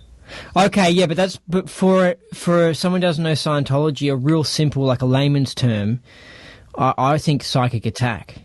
A psychic. Well, if you wanted to really go a layman, you could say they're putting a curse on someone. I mean, that would be the time tested, and that's the best way to describe it. It's sort of low order, but psychic is kind of a dirty word because it doesn't really encompass the entirety of OT. So maybe for other people it does. It doesn't for me. I kind of find it a lame term, but that's fine. I mean, it's just a label. So how does one come to discover this? Because I mean, imagine for people who aren't even Science, and if they listen to this, would just be like, "What the hell?" And they probably wouldn't have gotten this far into the interview anyway. But right. I mean, imagine there's probably some Science listening, thinking, "What the hell?" And how the hell does John think he knows this, or something like that? Well, see, that's the funny thing about the OT levels is that as you advance up the OT levels, your awareness, your perception, your knowingness increase. And you're not even going to be aware of certain things until you do OT level whatever. And you'll think, well, yeah, I know all there is to know. And then you do the next OT level and you're like, well, I didn't know anything then. Because it's all relative. You don't know what you don't know. And that's the brilliance of LRH's tech and David Mayo's help with LRH on the knots materials and things like that, because I will give credit where credit is due, even though that may be unpopular with some people. Okay, now hold on a second. So you're saying with this information about the church using black knots, you haven't been told that by like an insider or something, as in you've gotten that from Case Gain and your OT abilities? Yeah, I've looked into it, and many other people have become aware of it, either on their own auspices or been CS'd to look into that sort of a thing, because it is a factual form of interference for anybody who raises their head up and goes public or creates a problem or tries to free people, outside of the church, and is trying to push Scientology further beyond what they want to push it as. Well, man, this is so deep. So, are you telling me that in the Office of Special Affairs, they might have a room with OTs sitting in there thinking things? Well, I wouldn't say thinking things. They probably go in session and create problems. I mean, that's what I get from it, at least, and other people that I've talked to who have looked into it is that they're trying to add on case to a specific individual who is making waves that they don't want making waves, is probably the best way I could put it. Wow. So, I mean, how would you recruit someone into the Office of Special Affairs to do such a post? Well, if somebody were in a lower condition, let's say they were a flag public, and it was found out that there was something they were doing that was less than ideal, and then the church could kind of blackmail them and say, well, we'll take your spiritual eternity away if you don't do this lower condition. And what we want you to do to make up your liability condition is we want you to go in session, and we want you to find this Jonathan Burke guy. And what we want you to do is ... And so this OT7 does what they tell him to do. And this particular methodology just so happens works. Wow. And they can make life a little more difficult, but for anybody who's, especially somebody who's tech trained and isn't just a solo auditor, they're going to pick up on it pretty quick and go, something's not right in my universe. What is this? There was a blogger out of South Africa who'd gotten out of the church, and they'd been writing a blog for, at least over a year. And they posted a blog about this particular phenomena, and their question was literally, is someone fucking with my case? That was the title of the blog? Well, this was what they were talking about in the blog. Yeah. So they went in session as a solo knots auditor, and they asked the question, is somebody fucking with my case? And they got a long fall blowdown, which is the largest read you can get on a regular Scientology meter. It's a very big read, which means there's a lot of charge there. And so they pulled it down and found out where this particular individual was. And they also handled any of the composite case components that you handle in knots, and dismantled the whole thing. But it was because they were blogging about the church in a negative light. And so they took it upon themselves to try and take them out. Now, the interesting thing is that particular blogger has not written one blog post since they brought this up.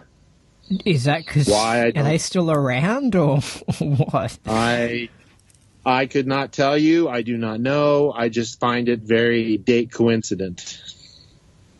So he posts some big groundbreaking thing and then he goes quiet. Yeah. Why aren't they doing this to Chris Shelton?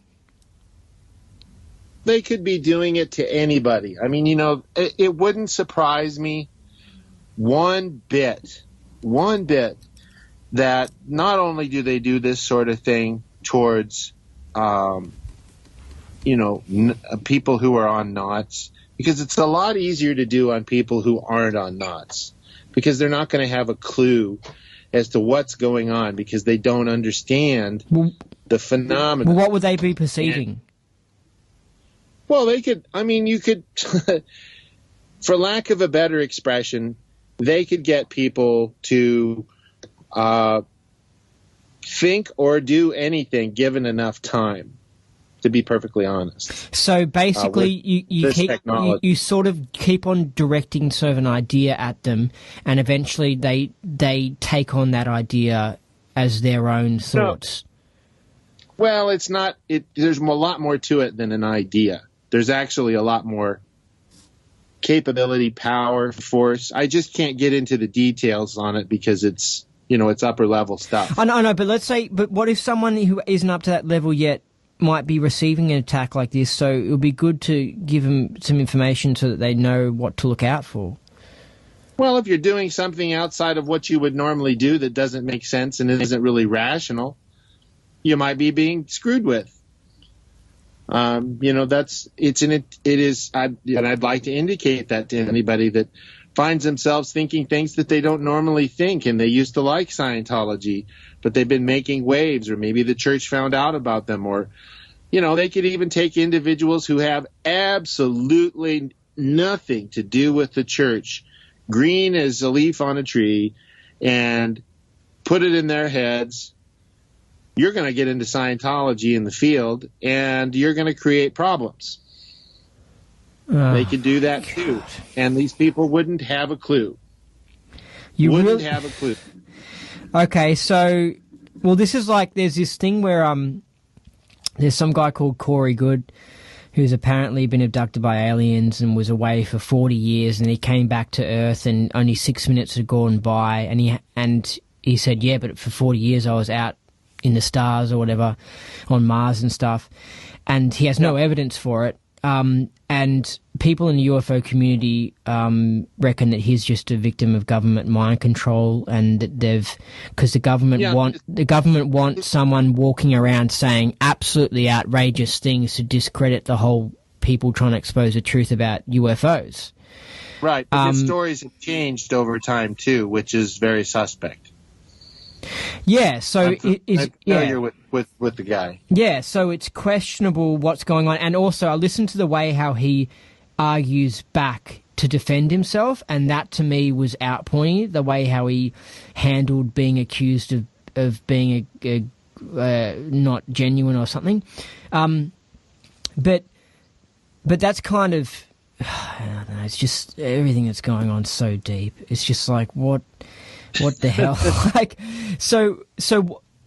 Okay, I mean, okay, so Black Knots, okay, so we covered that. Yeah, to circle back. We're talking about the government having psychic attacks. So you say that it's possible that the US government has people that I assume they wouldn't use actual Black Knots technology because they wouldn't know it, but they have a similar way to put curses on people or something, you reckon? Well, all I can say is with the material that I'm familiar with, because this material is on the internet, okay, and it's been validated as the material that we have used, okay, so it's not something that I'm unfamiliar with or anything like that. I know that the knots materials that I used on myself and that I was CS'd on and all of this and all of my bridge was the correct bridge. And what I'm saying is that if I got the correct bridge and I got these materials off of the internet, you better be damn sure that the NSA and the CIA have had this material for decades, okay? And they've taken this material and they are using it for their own means and purposes because they can. And they know it works. And that's why Scientology is in the state that it is in, the period paragraph. I've noticed with some freedom fighters that you can sometimes notice they look under the weather. You know what I mean? They look like they've been, a bit heavy. Yeah, yet they've done a lot of spiritual stuff, and they should be a lot more, I guess, happy looking. Sometimes they look like they're worn out. And so, do you think that's because recently they've been getting a fair bit of psychic attack? Wouldn't surprise me. Yeah. Psychic attack, black knots, whatever you want to call it. And I'm not saying that there aren't other influences besides the things that I'm aware of, because I would be really, really naive to say that the only things that exist are the things that I know exist. and I know that's not the case. I know there are things I'm not aware of, and I'm consciously incompetent, if you will, and that I know that there are other bits of tech and data that are extant that have nothing to do with Scientology, and being that way at least kind of protects you a little bit, that you should keep an open mind at all times, and that there's far more going on than meets the eye, because the eye can only perceive a small portion of what's really going on. And that's why it's so important to be OT, because you at least have the ability to perceive things a lot better than you would have otherwise. And if that was all I got from the OT levels, I would be completely satisfied and not have any problem with it. But it is also a lot more than that. So that's why I always say, run up the bridge, don't walk. It's so deep. So have you heard about this? Like, there's that staring at goats movie. Where the military experiments with trying to just stare at goats and kill the goats. Yeah. And this is just a psychic ability that really exists, that you really can do. And the military keeps these things secret. Like, they don't want people knowing they have UFO like anti-gravity technology. They don't want people knowing about these psychic abilities and stuff. And so it really is believable that it's possible, but they have soldiers that are psychic soldiers that can do this shit. Yeah. Yeah. And, if people don't want to believe that, that's fine. They cannot believe it at their own peril. The fact of the matter is that the inmates are running the asylum. That's long and the short of it. Yeah. Yeah, because evil people are insane. It's the same thing. It's the same thing. Yeah. It's just we've just got a higher percentage of our population that are actually full-blown insane, and so they're doing crazy shit. And there's, anyway, I mean, when you take someone who's not that competent and they're you send them insane, then they just end up robbing from 7-Eleven and stealing cars. But if you take someone who's a really talented, let's say someone like LRH, who's bigger, more powerful, more abilities, and you send them insane, they end up doing the wildest shit. Like, they really traumatize. They end up just, like, becoming presidents and becoming heads of corporations and just doing outrageous, like the bad guys in James Bond movies. They end up doing these sort of epically bad things, and then they bring us all down with them. Yeah, well, there's something to be said for, it's not a good movie if there aren't explosions in it. Or, the underlying theme of every video game is battle or war or, killing something instead of creating. I mean, the most popular video games aren't the ones that are creative. They're the ones that have to do with killing and war and all that stuff. And all that stuff is covered on the early OT levels. And people on this planet are just dramatizing it, and they're just on a series of now I'm supposed to's, like LRH says, well, now I'm supposed to do this, and now I'm supposed to do that. And that's all it is. And they're just living these same type of lives over and over and over and over, because they're unwilling participants in a game that they're unaware of. And that pretty much sums it up.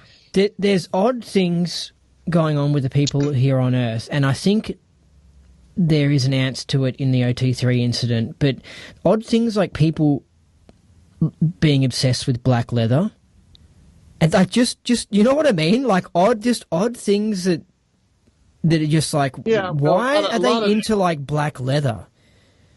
A lot of that stuff is track based. Yeah, exactly. And that's why I'm saying it's now I'm supposed to. I'm into S&M. Oh, well, now I'm supposed to be wearing black leather. And then you got the pedophiles.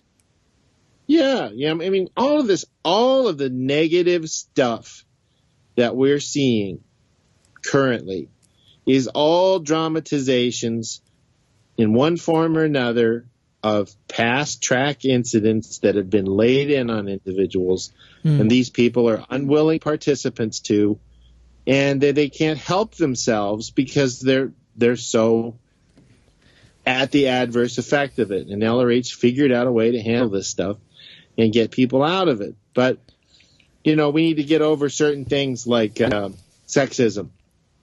racism, that sort of a thing, because these are all things that even Scientologists, sometimes especially Scientologists, fall prey to.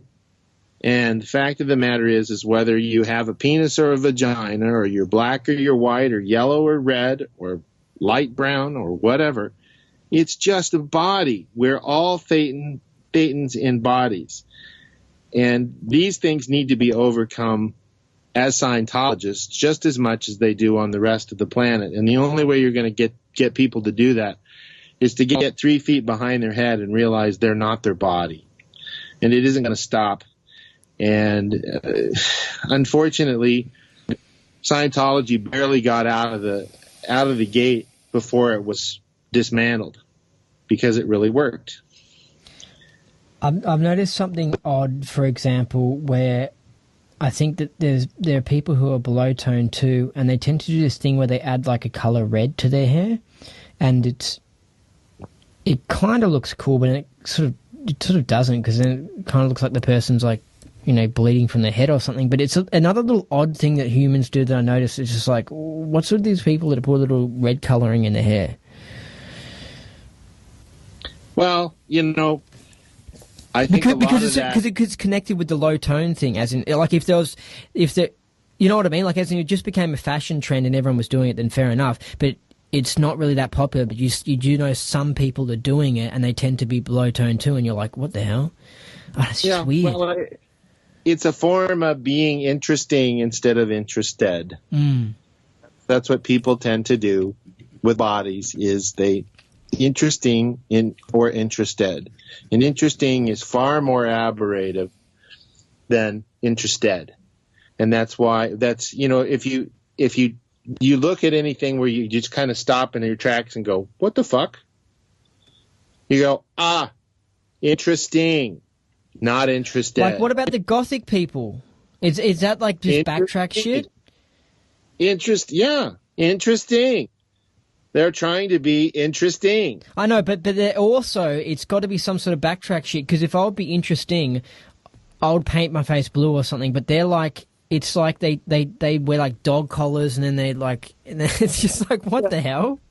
Yeah, well, you're also looking at a form of ARC, and there's commonality, because commonality is reality. And so you get these certain genres where you've got, like you say, the Gothics, and, you know, you've got the tattoo people, and you've got there's any number of them. The transgenders? You know, these different, like the different phylums and stuff like that. But it all comes down to interesting.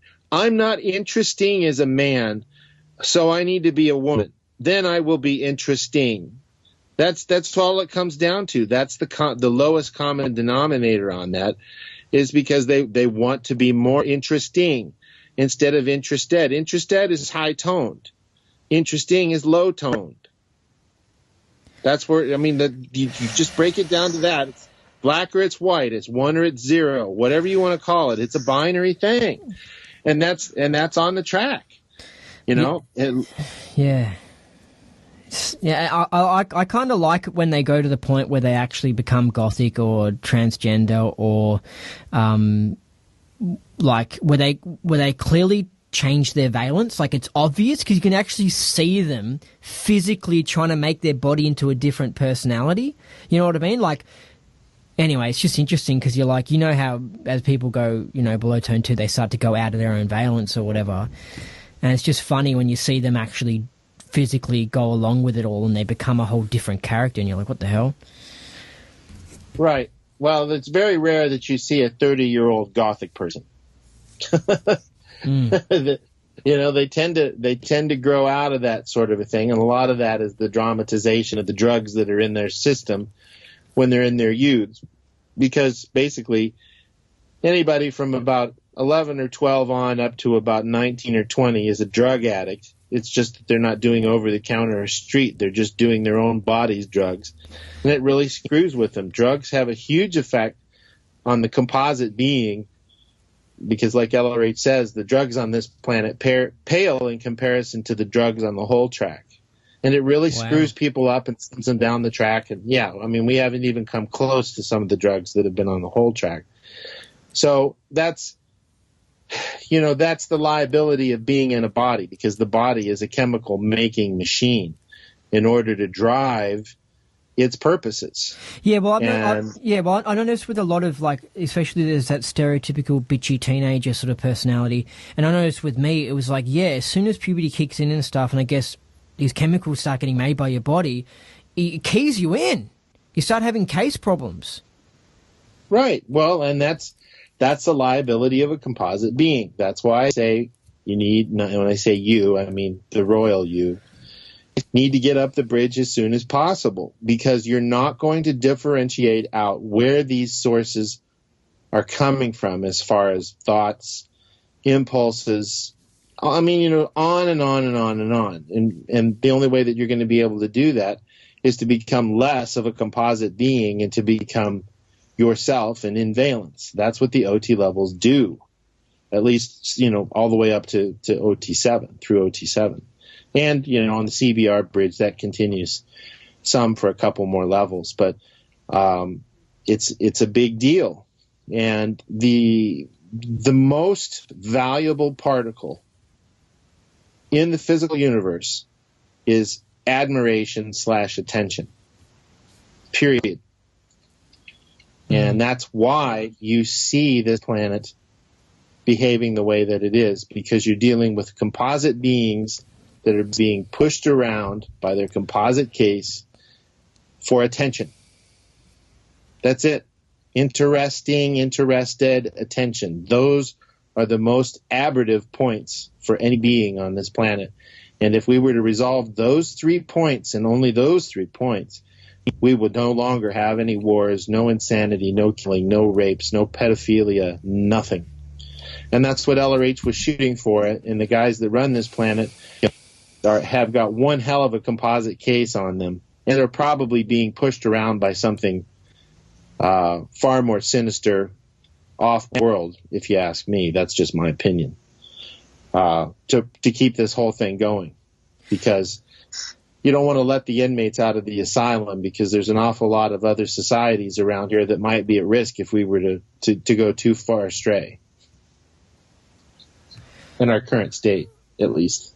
Oh, so you're saying, yeah, so good guys are keeping us here as well, basically, because we're just a corrupted civilization. Well, yeah, I mean, it's sort of like the trash heap sort of a thing. Yeah. But the thing is, it's all relative.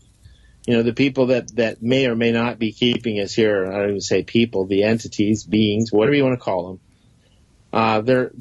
This is a harsh reality. What you see here on Earth and the way things are, it's not that much different out in the rest of the galaxy. Okay? The apple doesn't fall too far from the tree. I'm not saying it's this way in all of the galaxies. But the fact of the matter is if you're in the physical universe, there's some of this stuff going on. And it's going to be aberrative, because the physical universe, by its basic building blocks nature, is aberrative. It persists. The reason why it persists is because there's a lie behind it. And that's why you see the things that go on this planet and in this universe. And why would God ever let these things happen and all of this stuff, is because it's a screwed up universe and we don't belong in it. We're not part of this universe, but we find it interesting as a universe. So we become interested, and to the point, and at the point that we become interested, we give up our own determinism to a degree, sometimes a great degree, in order to play the game in the physical universe. Because if you're not on the chessboard, what are you going to be doing? Wow. You said, I think you mentioned this in a message to me. You said that by doing knots, you can stop internet attacks. And I imagine I think you're actually talking about like physical internet, like computer attacks, right? Not this psychic stuff. What the hell were you talking about there? Okay, what was the quote again? Well, you just said something like, I mentioned how I was getting internet attacks, and problems with my computer, and you were saying knots can help you with that, or something like that. Sure. How can knots stop OSA from attacking my computer? Well, I can't go into the details, unfortunately, but the fact of the matter is that electrons are easy to push around, and as a thetan. And from a knots perspective, well, I don't even say from a knots perspective. Let's just look at it from an axiom's perspective, is that a thetan can be anything. It could be a box. It could be a graphics card. It could be a peace lily. It could be a pillowcase. I mean, you can convince a thetan that they're anything. And that's the beauty, and that's the downfall of a spiritual being, is that they're really, really capable, but they can be really, really dumb at the same time.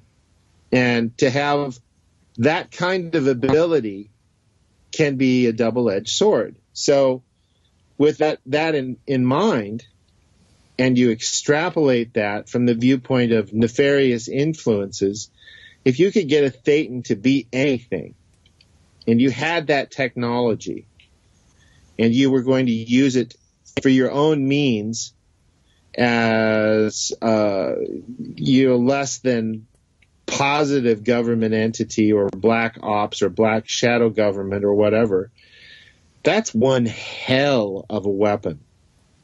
And it has been on the whole track since the early days. And that's what we're trying to unwind on knots and on Excalibur and so on, is that type of phenomena, because a thetan can be duped into being anything and well, can hold control. on a second. I thought this internet attack that I'm talking about, well, I was kind of assuming that it's just physical hardware viruses or remotely controlling my computer, but you're suggesting that some of it can actually be entity possibly messing with my computer. Sure. Okay. All right. You know, that's probably unreal to most of our listeners, but it's a fact, because the fact of the matter is that when you get into the upper end of the bridge, or you even do LRH's original OT 4, 5, and 6, which are right after OT 3 originally, that's when you did them. He has you demonstrate that these potentials are extant. So with that in mind, it's not like you have to wait till the end of the bridge to get the toy prize and the box of Cracker Jacks, because it's right after OT3. And these are things that he has you do, that he has you present and manifest as an OT in order to finish that OT level. Yeah, see, this is why when you hear Leah Remini talk about the crappiness of the OT levels, and she's just talking about the church and that, it's just amazing, because you're just like, wow, how do you attest to anything if you haven't got something out of it, you know?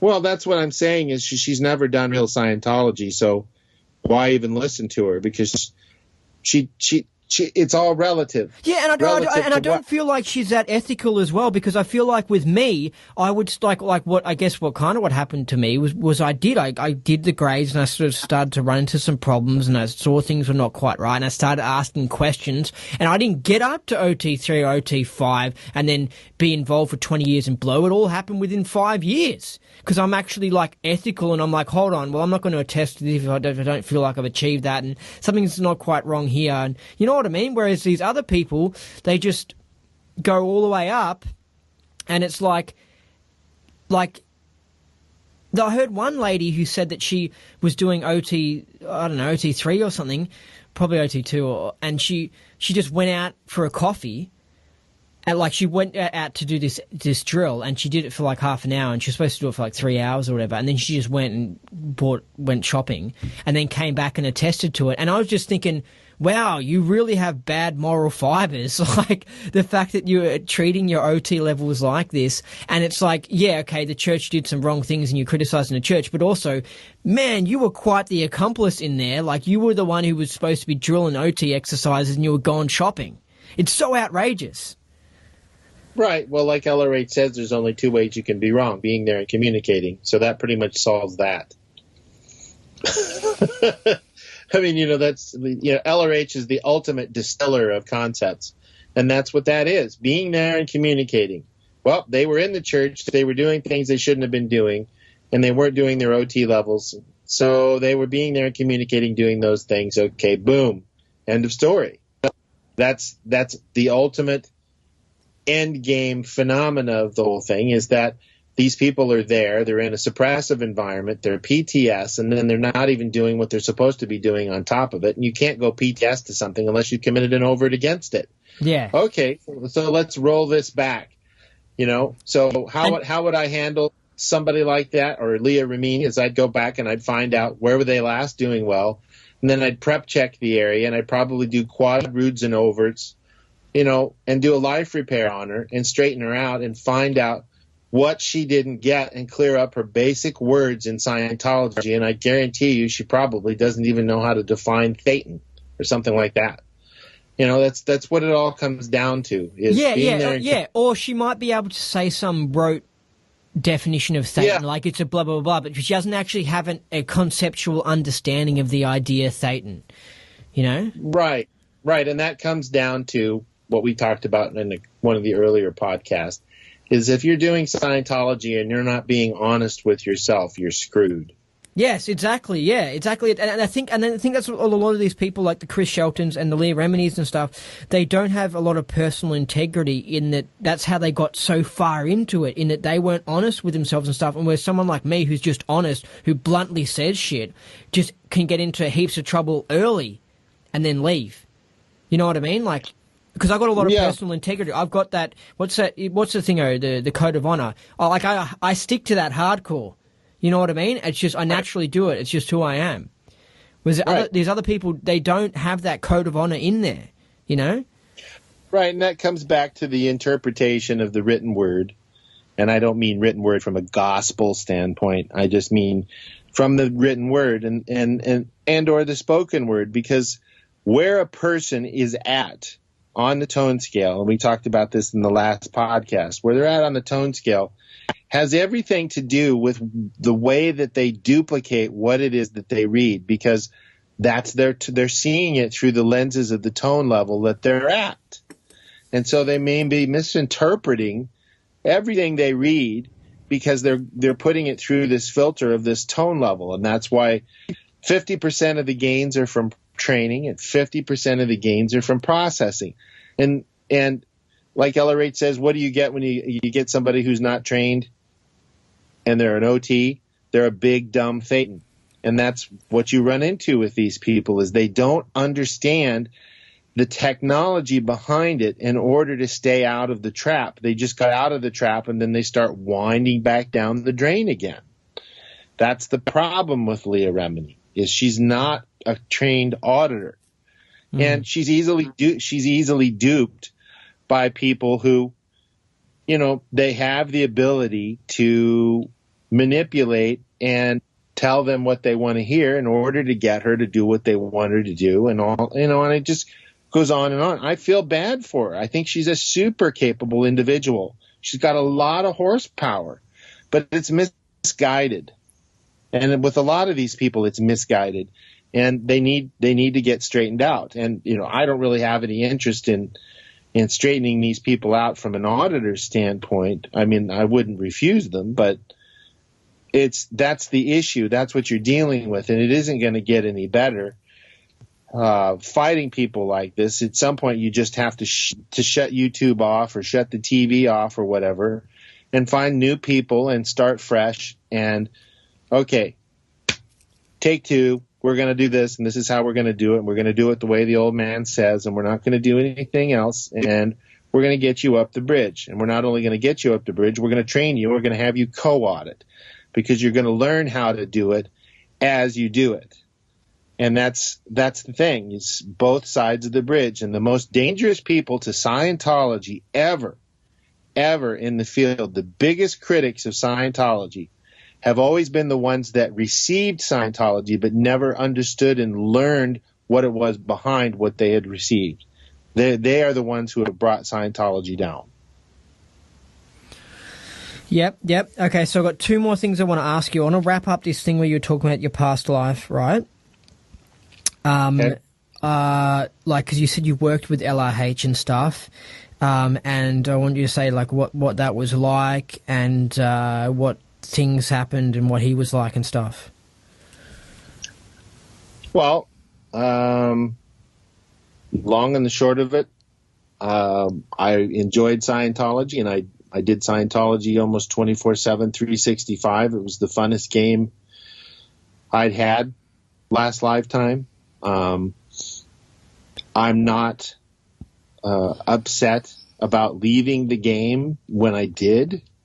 For whatever reason it was, the fact of the matter is if I wasn't here today in a new body, a younger body, probably more specifically, I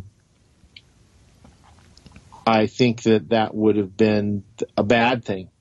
And I might not have any Scientology to come back to, and I come back and I'm trying to put it here and keep it here for myself and for other people because it's that important. And I wouldn't have been able to do that turning, probably 80-something. So everything happens for a reason. I know a lot of people don't like that expression, but Thetan postulates and perceives, and in some inextricable way, it happened the way that it did, and I'm glad that it happened the way that it did, because now I have a lot more comparable magnitudes than I would have had otherwise. Okay, and so you were on post at the Old St. Hill, right? I was a public at Old St. Hill. I did help out with things. I was one of the early adopters of the Sea Org. I was on the ship and dropped the body remotely from the ship when I died. I wasn't on the ship when I died, but I was in the Sea Org at the time, and that's the proximity was very close to where I was born, which was, East Africa. So it was, a stone's throw away. And found my dad, who I had past experience with on the track, some of it positive, some of it negative, but I recognized him as an old ally. And within 2 years of me being in the family, he picked up a Dianetics book, went to a lecture, and started doing Scientology, and so I was in Scientology again. So hold on a second. So just out of curiosity, why weren't you on the you passed away off the ship because you were probably in a hospital or something, right? Yeah. Okay. And what? So were you? What post were you doing while you were on the ship? Honestly, I don't know what the post was. I haven't run across anything in session that demonstrated that to me clearly. I think based off of what I can pull out of it at this very moment talking to you, it had something to do with supercargo, which would have been the org exec later on down the road. So I was involved in that area somewhere. Might have been, I can't say that I was supercargo, but I was up there on the org board, and I was one of the early adopters of it, and of the Sea Org. And in so doing, I was privy to do some of the upper level activities, having gone clear in 56 and things like that. So I was in a pretty good position to help LRH out with those things, and who would say no?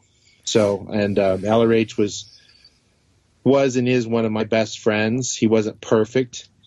I don't think anybody is. I've never met anybody that was more willing to take on a level of responsibility for so many people and do the things that he did. I've never met anybody that comes even close this lifetime.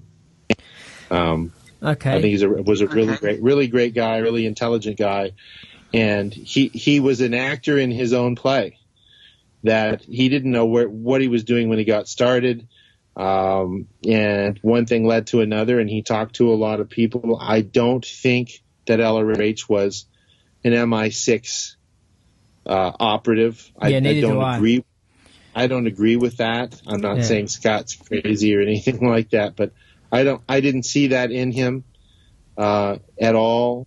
But I don't think mankind has ever had a better friend, and that's not just PR. That's how I feel, and I miss him greatly. Yeah, well, I think the evidence indicates that he was a former naval intelligence officer, and that he left and did his own thing, and they were shitting themselves because he knew stuff that intelligence officers know and stuff, and it seems like instantly from 50 onwards, the government did not like him in what he was doing because he was. You know, he knew about them. Yeah, he'd gone rogue and stuff. So do you know what your name was in your past life, and have you looked up records of people who were at St. Hill at that time and stuff like that? I have not been able to pull my name out on it, but I've never had any auditing on it. It was one of those things that if it came up, it came up. If it didn't, it didn't.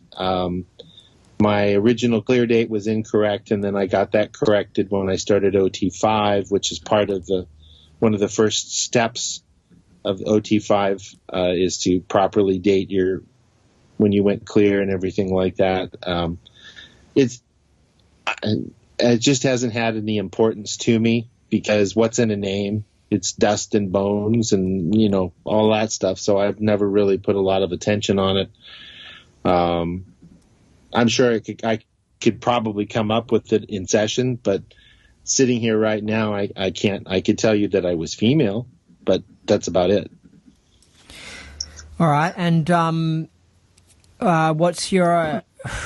You obviously agree that PDH does exist, and people are getting sent into Scientology to bring it down. Yep. Yeah. I think that's the case. Yep. I don't see any reason why it would be anything else.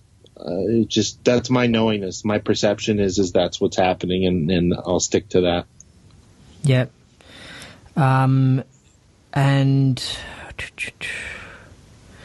with the OT8 that the church delivers, is there any indies who deliver that exact same OT8 that the church delivers, or do indies just totally think that the church has just the shittest tech and they don't use it?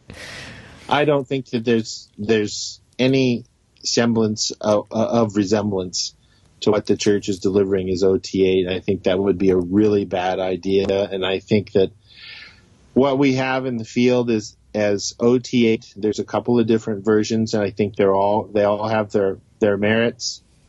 Are all best guesses as to what OT8 should be, and I don't think it would hurt anybody to do any of the versions that are out there, as well as looking at Excalibur, which is the next logical step for me. I can't speak for anybody else, but I think whatever the church has got is solely designed to keep them on the comeback, much like the pharmaceutical industry does in the medical field. Is it doesn't solve the problem, it just keeps them coming back. That's pretty much what's happened to the church. Well, and there's many things that the church does as well that mirror corporations and the way SPs operate, in that they push for monopolies of fields, and they just treat their people like crap. And but Pierre Etienne, like he talks about some of his, like he talks about OT9, OT10, OT11, that sort of stuff. How can he talk about these things? Like, was he privy to them within the church? Like, he managed to see these secret OT levels? Because I remember, I think on OT11 or something, he mentioned it's about remote viewing. I mean, how the hell does he know that? I really couldn't say, because when I talked to him in 2005, unless he was withholding the information from me, which is a possibility, I don't know why he would, based off of the candor of conversation that we were having at the time, the several What does conversations. candor mean? Candor being very upfront and very honest, forthright. They were the conversations had a very good candor to them, candor. I don't think that he knew at the time. He had told me that the original OT8 materials had been disposed erroneously, and then he reneged on that a year or two later. Why, I don't know. I haven't spoken to him in several years. I think he's a very fine person. But, it's one of those things. I mean, there's other things that I could say that would be very impolite to say, so I will refrain from saying those things. But the proof is in the pudding as far as that goes. And I don't think that the CBR materials have any semblance of all of the answers either. I think Pierre's OT levels are probably based from his viewpoint and his training, which is far greater than mine. Does Pierre say that he actually wrote them himself, or does he say that he pinched them from the church? No, he wrote them himself, based off of the data that he has. Okay, I don't mean to get into criticizing then. So he criticizes Captain Bill for writing some of the OT levels himself, yet at the same time he's doing the same thing. Well, I can't argue with you. That's a fact, and it's an indication that there's something going on there. It's just interesting. It's interesting because you get. As Indies, we have to come together and stop fighting, because it's like unless someone actually says, "Hey, I was there in the '80s. I actually stole these OT materials from the church. I've got them. These are the original LIH OT materials," which no one seems to be claiming, are they? No one's saying they did that. Right. Well, I'll give you a prime example. Nobody has anything valid other than one issue that is out there that has an OT8 routing that's on the internet and comes with all of the upper bridge materials that has the routing for OT8. That's the only issue. And it is the best issue, and I think we talked about that in the last show, that it has the simplicity that you would expect to see on OT8. It's a great issue, and I have to go back and read it every couple of months because it is so much for me, and I'm like, God damn, what did that just say? Oh, that was it was about why Satan's mock-up. Why Satan's mock-up, and that is as close as we can get to what OT8 is about. But to give you a prime example, we came across a former Class 12 estate sale. The Class 12 had been one of the original Class 12s at Flag.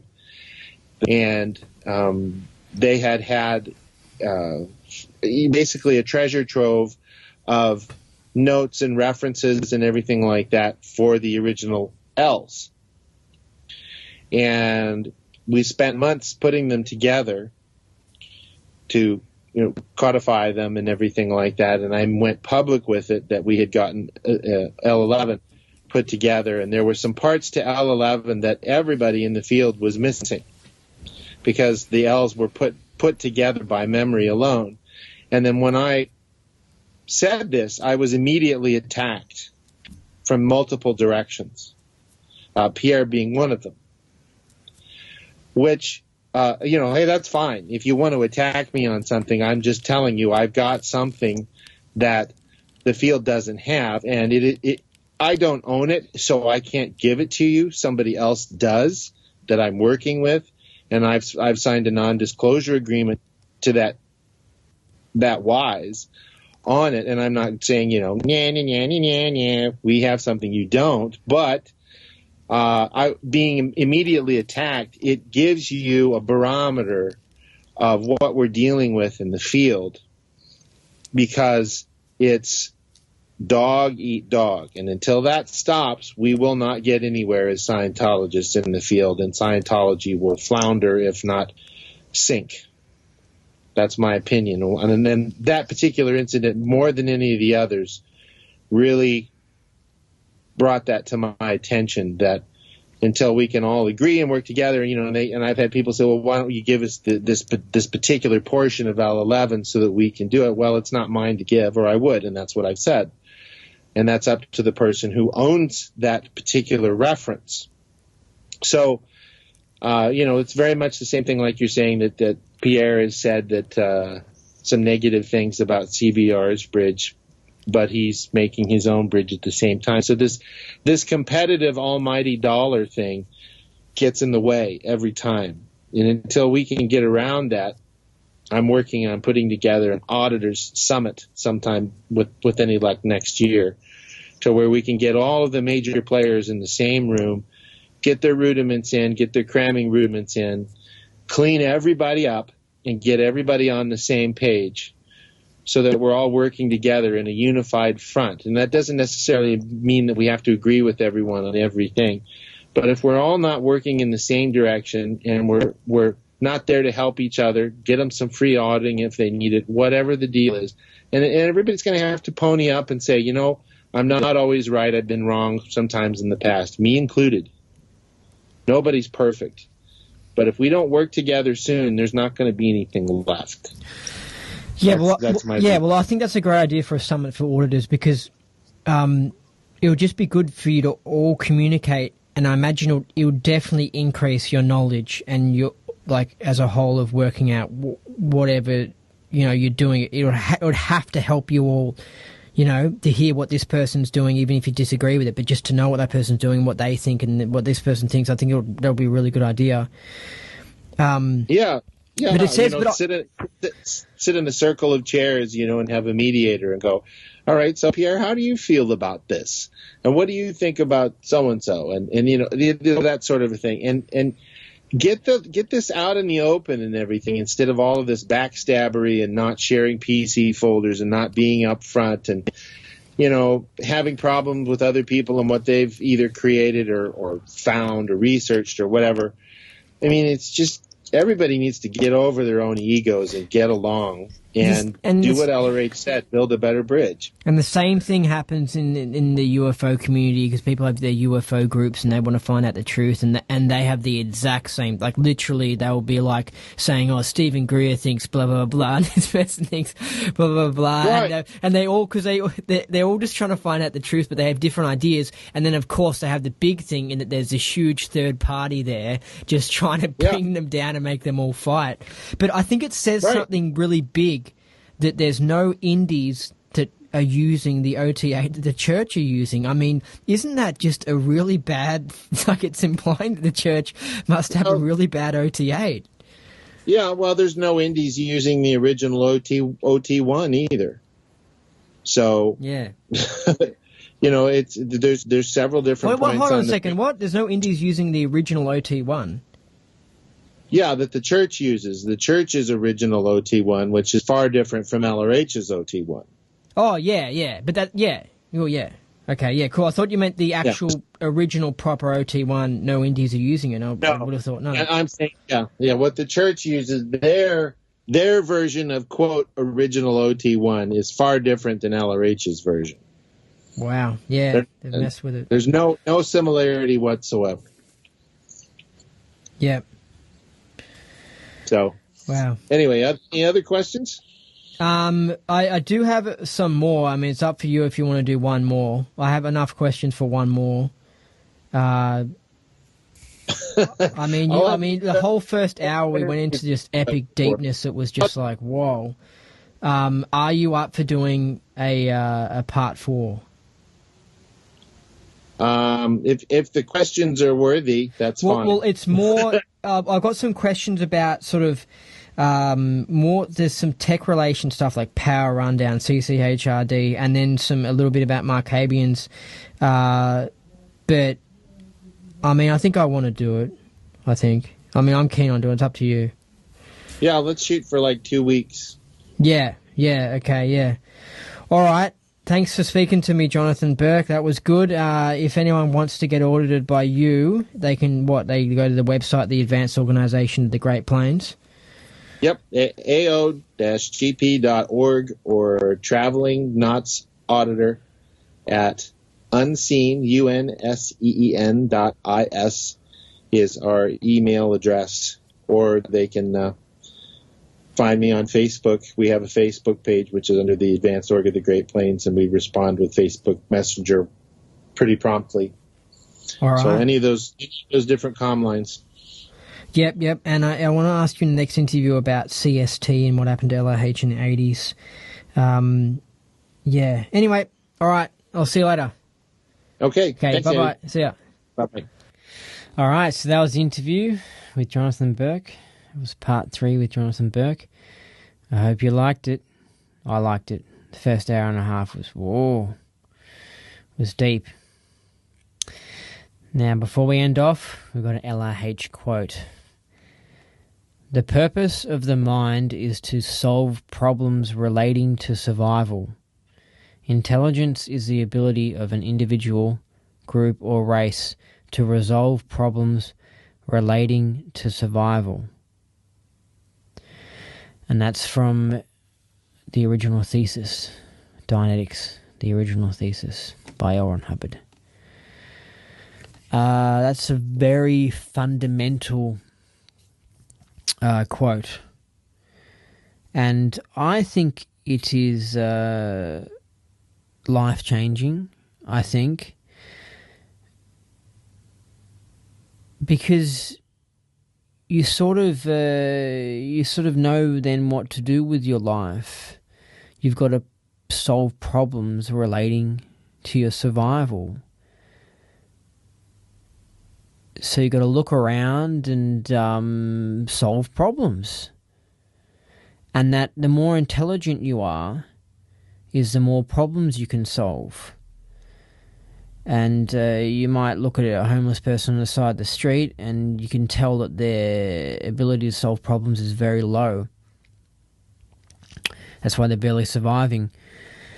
But someone who's made a success of themselves off their own bat, or even someone who doesn't want to really make much of a success of themselves, but they're surviving just fine, they've got some intelligence. They can solve problems. And every day, I think Scientologists do this a lot. I mean, you sort of learn it from doing the whole battle plan thing. You just learn to tick off things off that list. You learn to solve problems. Boom, boom, boom, boom. Because you can argue that anything's a problem. Like if you have to pay a phone bill, it's a problem. Even though it's not really like a complicated problem, but it's still something you have to do. It's something that needs attention. And you just go through that list and you just tick off, boom, boom, boom, boom, boom, boom, boom. And if you just keep on solving problems, like let's say you got a problem with your carpet or whatever, you solve that. And the next day you paint the wall. The next day you pay your phone bill. And the next day you get a new job. And the next day you buy new pants. Or you just tick off a list of problem after problem after problem. You keep on solving them. Eventually, you're pretty damn good. And at the start, you might be shit. Yeah, but after you keep on solving problems more and more and more, you build a great life around yourself. You have a car that doesn't have problems with it. You have glasses that aren't broken. You have glasses that aren't scratched. You have taps that aren't broken. You have intellectual ideas that you understand because you looked them up. You studied them. So that's what uptone people do, and that's what you do. You just continue doing things and solving problems, and it's great. So it's a really good quote. I'll just read it out again because it's deep. The purpose of the mind is to solve problems relating to survival. Intelligence is the ability of an individual, group, or race to resolve problems relating to survival. And that's a really good quote as well because it defines what intelligence is, because I've come across some people who have really high IQs, yet they're idiots. Like they're aberrated, they're sickos, and they don't look like they're surviving well. And I don't think they have a good ability to solve problems related to survival. I just think they have some super memory, so they're able to appear to be smart, but not really smart. You know, there are people with Asperger's, with like autism, and they have really high IQs, but that's not intelligence. They're not really intelligent. L. Ron Hubbard is saying right here in this quote, he's saying smartness is your ability to solve problems relating to your survival, and that's what it damn well is. I absolutely agree with that. Because if you look at someone who can do a maths equation really well and they have an IQ of like 145, yet they don't know that much about the world, and they haven't even checked their mailbox, and their house is a mess or something, you know, to me that person's not intelligent. I'm not going to call that person intelligent. He's not. But you might come across someone who maybe doesn't have a super high IQ and maybe wasn't that good at maths at school, but you look around and he's in a house and there's all these problems have been solved. He's in a good house and he's got a good family, and he's solved all these problems relating to survival, and he's got a good job and stuff. That guy's intelligent.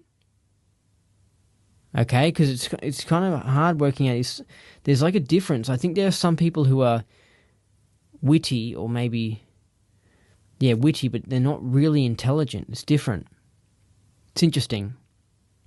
And if you look at how much L. Ron Hubbard achieved in his life, really makes you realize how intelligent he was, because it's just like, wow, he solved a lot of problems relating to survival and a whole lot more. He didn't just survive, he did a lot more than that.